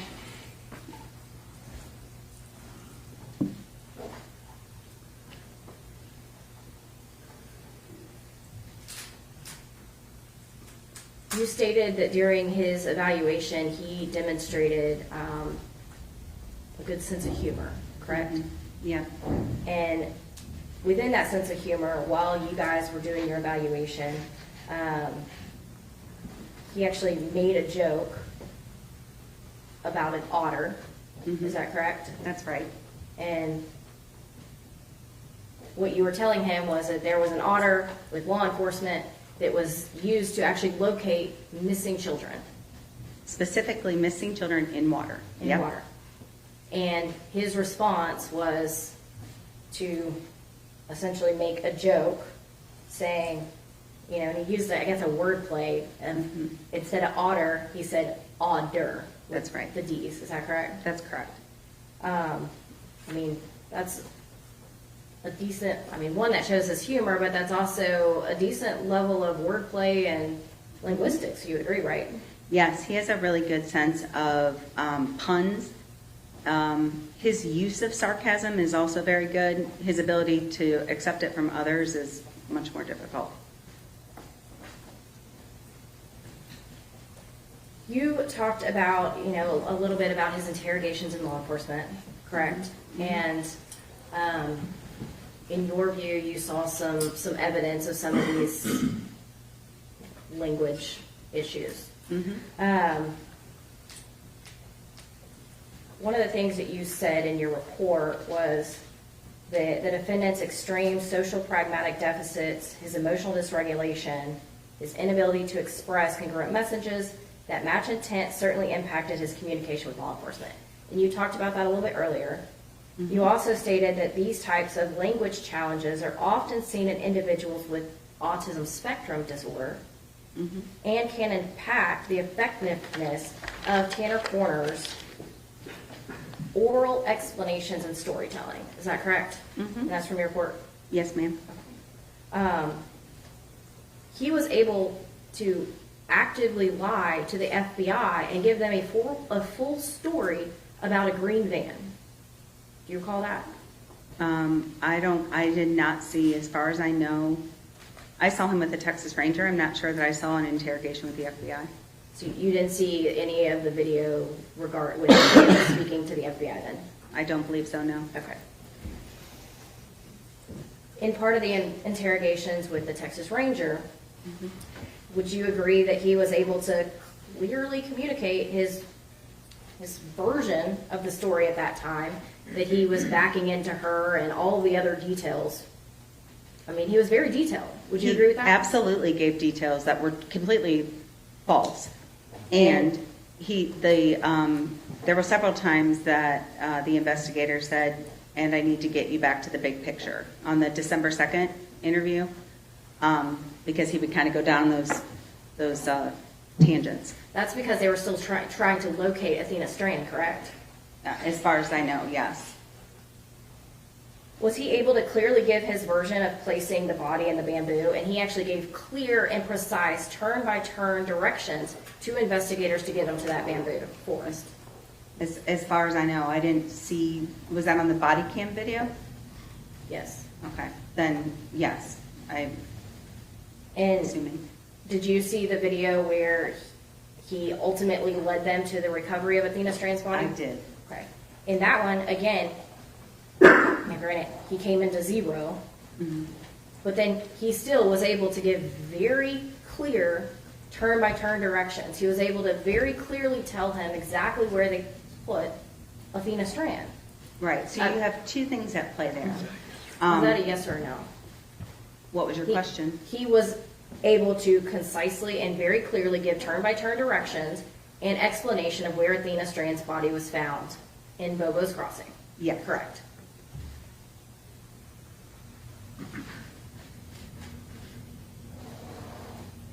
You talked a lot about empathy,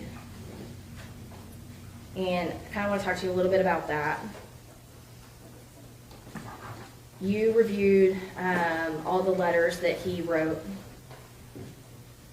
with his suicide attempt, correct? Yes. Okay. And you put in your report that that was, you saw in that deep empathy, was that correct? Yes. Okay. In a letter to law enforcement, you read that letter, correct? Yes. Okay. He denied responsibility and he blamed somebody else for the crime, is that correct? Yes. And you know that to be not true, correct? That's correct. Okay. Is that empathy to the family to leave them thinking somebody else out there killed their daughter? Of course not. In the letter to the family, he said, sorry, and so many people were affected by his breakdown, right? Mm-hmm. Not just your family, but my own as well, correct? Right. He said he owed it to you all to explain where my mind was at, but then he still gave untrue versions of the events. He blamed and talked about his Asperger's, not doing well with change, his different route, his being sold off to another company, but he still did not give a full telling of the events in that letter to the family, correct? Correct. Is that deep empathy to tell the family a version of the story that is still not true? He meets the criteria for showing deep empathy. He absolutely was giving falsehoods and inexplicably trying to cover his tracks. It makes no sense. It's not logical, but that goes to what I was saying about the inappropriateness of his social communication. And how is that remorse when he is still providing, even in this letter, that is supposed to be left to this family in this suicide attempt, he is still giving these falsehoods that would make them believe that somebody else was involved and still not tell them the full story of what he did to their daughter. That's remorse? I'm not sure I know anything about somebody else being involved. What are you The referring letter to? to law enforcement, he said somebody else was involved, correct? Yes. I thought you meant the letter to Athena's family. No. And then the letter to his family, he is still telling the incorrect version of those events. He's still How not is that accepting blame. remorse? He is not fully accepting blame for and he is trying to make an excuse. And at the same time, his language is indicative of remorse, and that's what I'm here to opine on. So he's fully not accepting blame and he's still blaming others. So, but you're saying that's What's remorse? the question? Is that remorse? Yes. And what he did say is remorseful. The lies that he told it doesn't serve any communicative purpose, which I think goes to the more evidence to the fact that he has such a significant social communication deficit. So you're stating that his language is stating remorse, but we can't really tell whether or not he meant remorse. Would you agree with that? Well, I said that I had 4 criteria for remorse that had to be communicated, and I'm going to object to non-responsive, Judge. Sustained.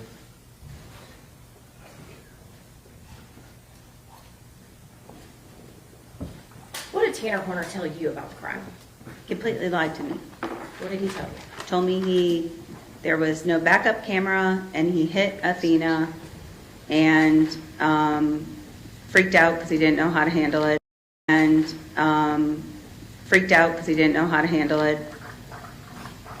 I don't think we got into much more than that. And this was January 14th, or actually, excuse me, January 15th or January 16th of 2026. A few months ago. That's right. And he completely lied to you. Correct. But we're supposed to believe that the letter is him being remorseful? Well, I want to answer the question. My suggestion of why that shows true remorse is because he thought he was going to die after he wrote it. He had a very significant suicide attempt. So was he lying to my face, and was that very difficult to know that and still see him as somebody who was remorseful? Absolutely, that was hard. When he was lying to you, did you challenge him on that lie? No, ma'am. Why not? Because I needed to see the accuracies or the inaccuracies in his story. And so I didn't want to shut him down.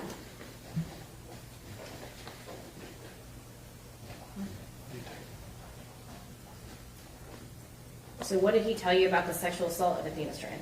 Did not mention it. And did you ask him? No, ma'am.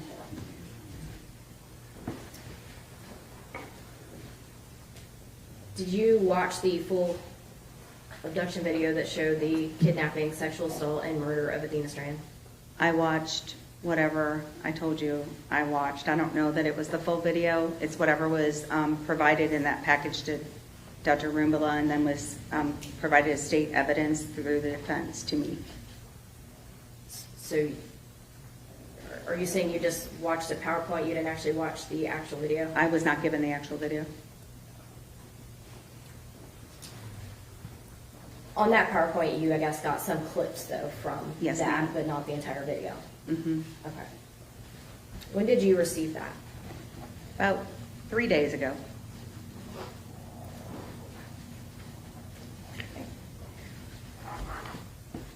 Were you surprised by what you saw? Yes, ma'am.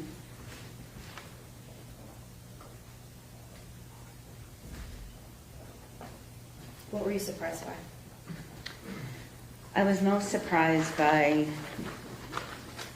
the violence.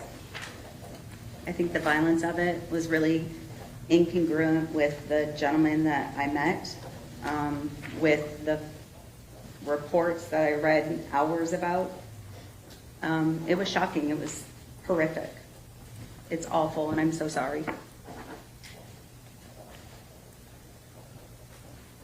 Were you as surprised that you weren't able to see the emotional dysregulation that you thought you would see? I was surprised by it, and I did see a significant amount of language variation from the beginning to the end of the video. But I don't see the red face. I didn't see head banging. You know, some of those sort of stereotypical indications of an autism meltdown were not there. You expected to see a meltdown, and you didn't see it. That's right, ma'am. I didn't see the obvious physical meltdown. And again, you apparently weren't provided with the entire video, so I don't know specifically what clips you saw. Mm-hmm. But depending on what you saw, were you able to see how, I guess, calm he was when he grabbed her and put her into the truck? Yes. And were you able to see him speaking to Athena Strand? Yes. And what was his language like at that point when he was just talking to her at the very beginning? Calm. Calming. And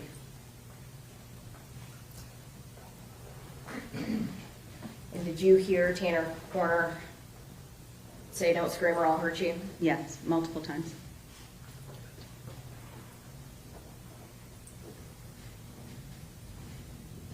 When did the language change? I believe after his attempt to asphyxiate her, but I could be wrong about the chronology of it. At some point, did his language become angry? Hostile, yes. And we've heard the video. He yelled at her, he told her to shut up. Called her a bitch. multiple profanities, horrible language. Would you agree? Horrific. His language changed when she wouldn't die. Would you agree with that? I would agree with that.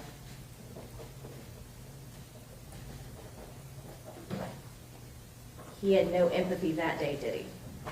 In that moment, I don't think he was empathetic to Athena, no. In fact, afterwards, he was seen smoking a cigarette, looking content. Would you agree? I didn't see him smoking a cigarette, I'm sorry. You didn't see that part? No, ma'am. Did you see the part where he was cleaning up the I did. van? Yes, Did you hear him talking on the phone to his boss, making up a lie about him throwing up? yes, He seemed calm and his language was steady. Would you agree with that? I would agree. And he was able at that point to communicate to his boss effectively.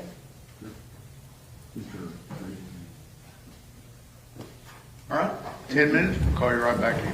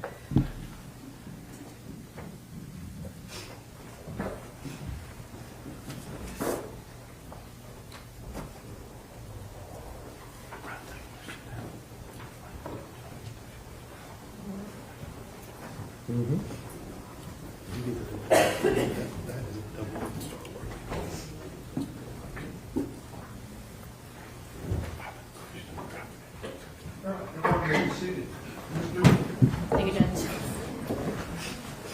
All right, Dr. Fritz. I promise we're on the home stretch. You spoke about the mom talking to him in a jail call, and that the mom had to explain to him why other inmates were looking at him like a monster, and he related it to his son, correct? She related it to his son, correct? Okay. Are you aware that he said if it was my son, he would take care of it himself? That's right. Mhm. Meaning Yes. he would kill the person who did that to his child. That was what I implied from what you said. We talked about triggering events. You apparently didn't watch the whole video. So did you actually see any triggering event? No, ma'am. Okay. So if there was evidence in this case that showed that there was planning and lead up and covering up cameras ahead of time, and there was not a triggering event, would that change anything in your opinion? It would make it even harder to understand Mr. Horner's actions. You were given a hypothetical that said if there was all this stuff going on, right, and there was cocaine use. Did you actually see any cocaine use? No, ma'am. In this hypothetical, though, if there was cocaine use by the defendant and he went, I think your words were big reactions to small problems, right? In that hypothetical, though, we did not talk about sexual assault. How does sexual assault play into big reactions, small problems? I don't think it does. I'll give you another hypothetical. Mhm. If the defendant, whether he's triggered or not triggered, if Objection, Your Honor, that's an improper hypothetical to use the defendant. It has to be, if she's going to have a hypothetical, it needs to be a proper hypothetical. Rephrase your question. Absolutely, Judge. I'm going to give you a hypothetical. If somebody was caught using drugs in jail, and their trigger causes them to, have a big reaction to small problems and turn to violence when they're caught using drugs,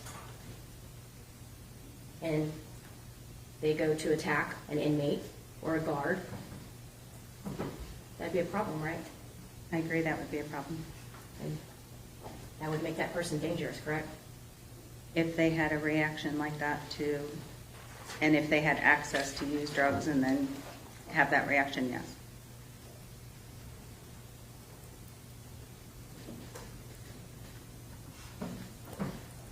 You're not offering an opinion today that his language abilities caused him to commit this crime. No, ma'am. And you're certainly not saying that all autistic people would commit this type of violence. Of course not. And you're certainly not saying that Tanner Horner is not capable of understanding right from wrong. That's right.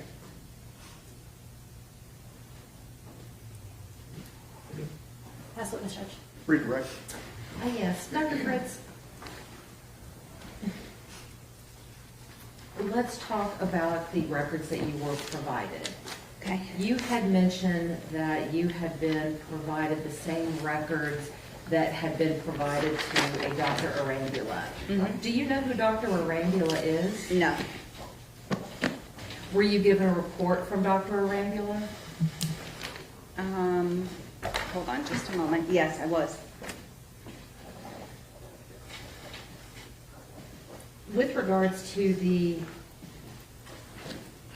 jobs that the state asked you about,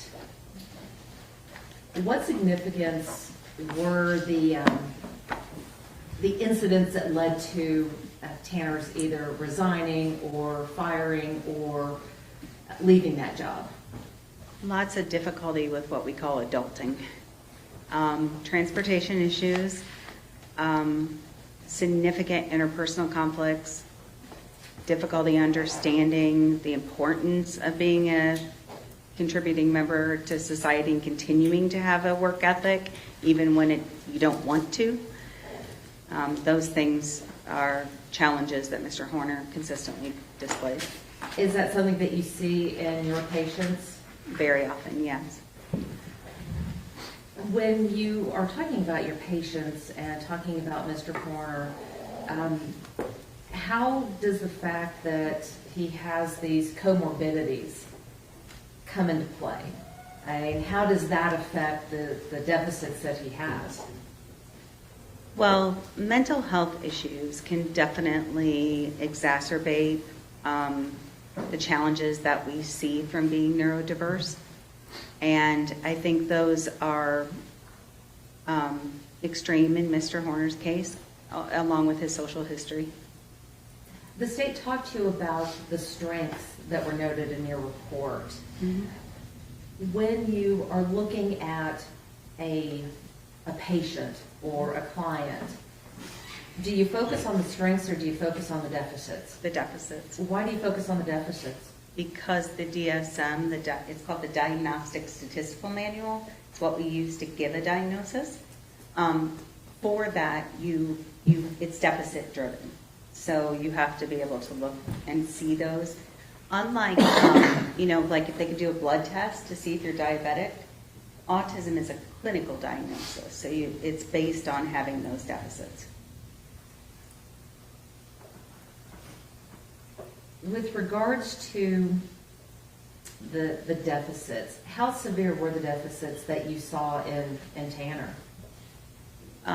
Very severe in terms of his pragmatic deficits, his social communication deficits, very severe. Expressive receptive depended on the area. Some areas he was relatively typical in or had mild deficits, and other areas were more impaired.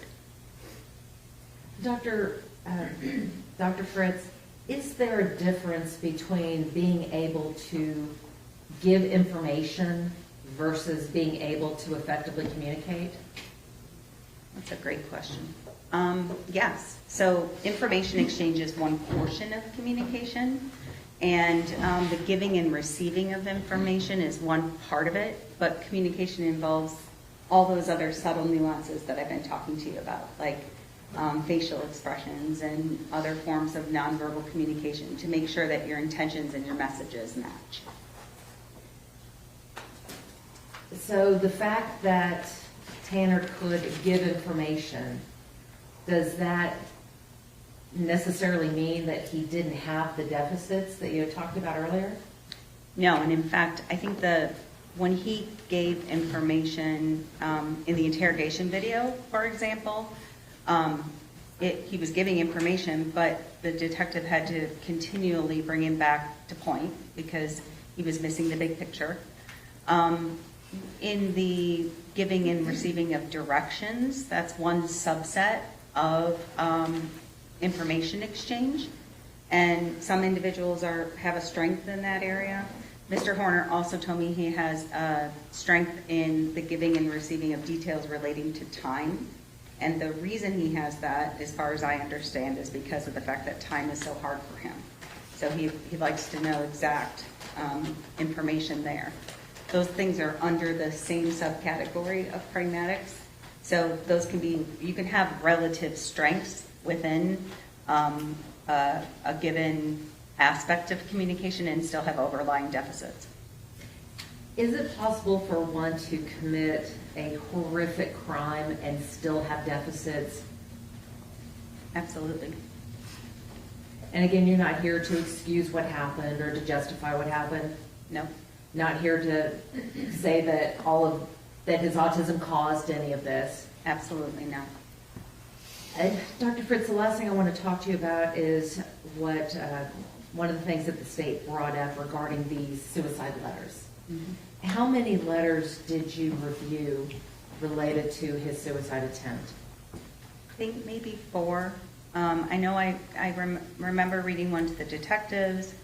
I know I read one to his pastor, Mimi, or his grandmother, and no, 5, because I also read one to his mother, and then I read the one to Athena's family. I think we can agree that the letter to the detectives carried a lot of falsehoods in it. Absolutely. Does that change your opinion about the letter that he sent to Athena's family? No, there are falsehoods in the letter he sent to Athena's family as well. And I think the information that he included to the detectives, the lies he tried to perpetuate in his letter to Athena's family, is just evidence of how limited his theory of mind is, his ability to use perspective taking, to recognize that people might compare notes, to recognize that you can, if you want to show true remorse and you want to do so effectively, it's not only the words that are on the page, it's also trying to avoid what the mistakes you've made or correct the mistakes that you've made in the past. And I think that's the deficit occurring. As I mentioned earlier, the words are there that show remorse. And I think it becomes muddied by attempts to place blame otherwise. When you're looking at the letter to the parents, it appears that he was trying to explain what happened. Is an explanation of how someone got to where they are the same as blaming? No, I think his explanation of his stress is real and genuine, and I understood why he included that. I also want you to know that the route being changed frequently is a true trigger for a lot of my clients. It's a very real trigger. I can understand those explanations. The continual lying is the part that I think is trying to push blame elsewhere. And that's the part that that's not logical. And when it's not logical, that calls to mind deficit to me. And Dr. Fritz, at the end of the day, did that letter meet the criteria for remorse? It does. It has all 4 qualifying factors of language that's remorseful. May I have a moment, Your Honor? Yes, ma'am.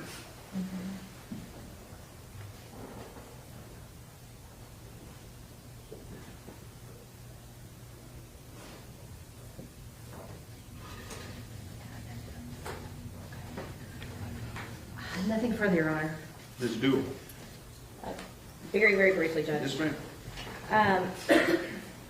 Are you aware that he had the same route the day before? I'm not sure if I knew that in particular. I do know he was on a floater route, so there was some inconsistencies in his route. So his route being changed caused him to intentionally kidnap, sexually assault, and murder Athena Strand? No, there's no direct cause and effect here. There's no explaining away his violent act. 100% no. And I can tell you that changes in routine, the lack of structure and predictability are triggers in autism. You stated that what you see is what you get with autistic people. We saw who Tanner was on that video, correct? I think you saw evidence of some horrific things on that video. Nothing further, Judge. Ms. Anderson. Was the person that you saw in that video the same person that you interviewed in the jail? No, ma'am. Nothing further. Ms. Dool. Nothing further, Judge. Thank you. May this witness be finally excused. Objection, Your Honor. Any objection? No objections, Judge. Thank you, Doctor. Thank you.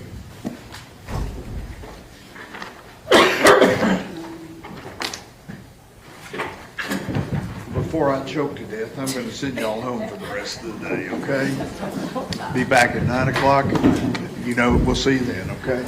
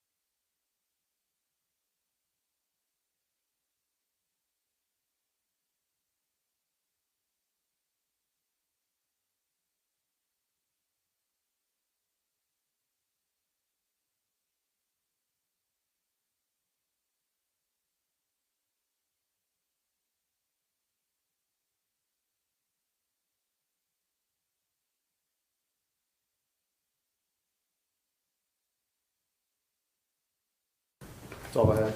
Okay. We need to address that in the future, Ms. Anderson. We can address it, okay?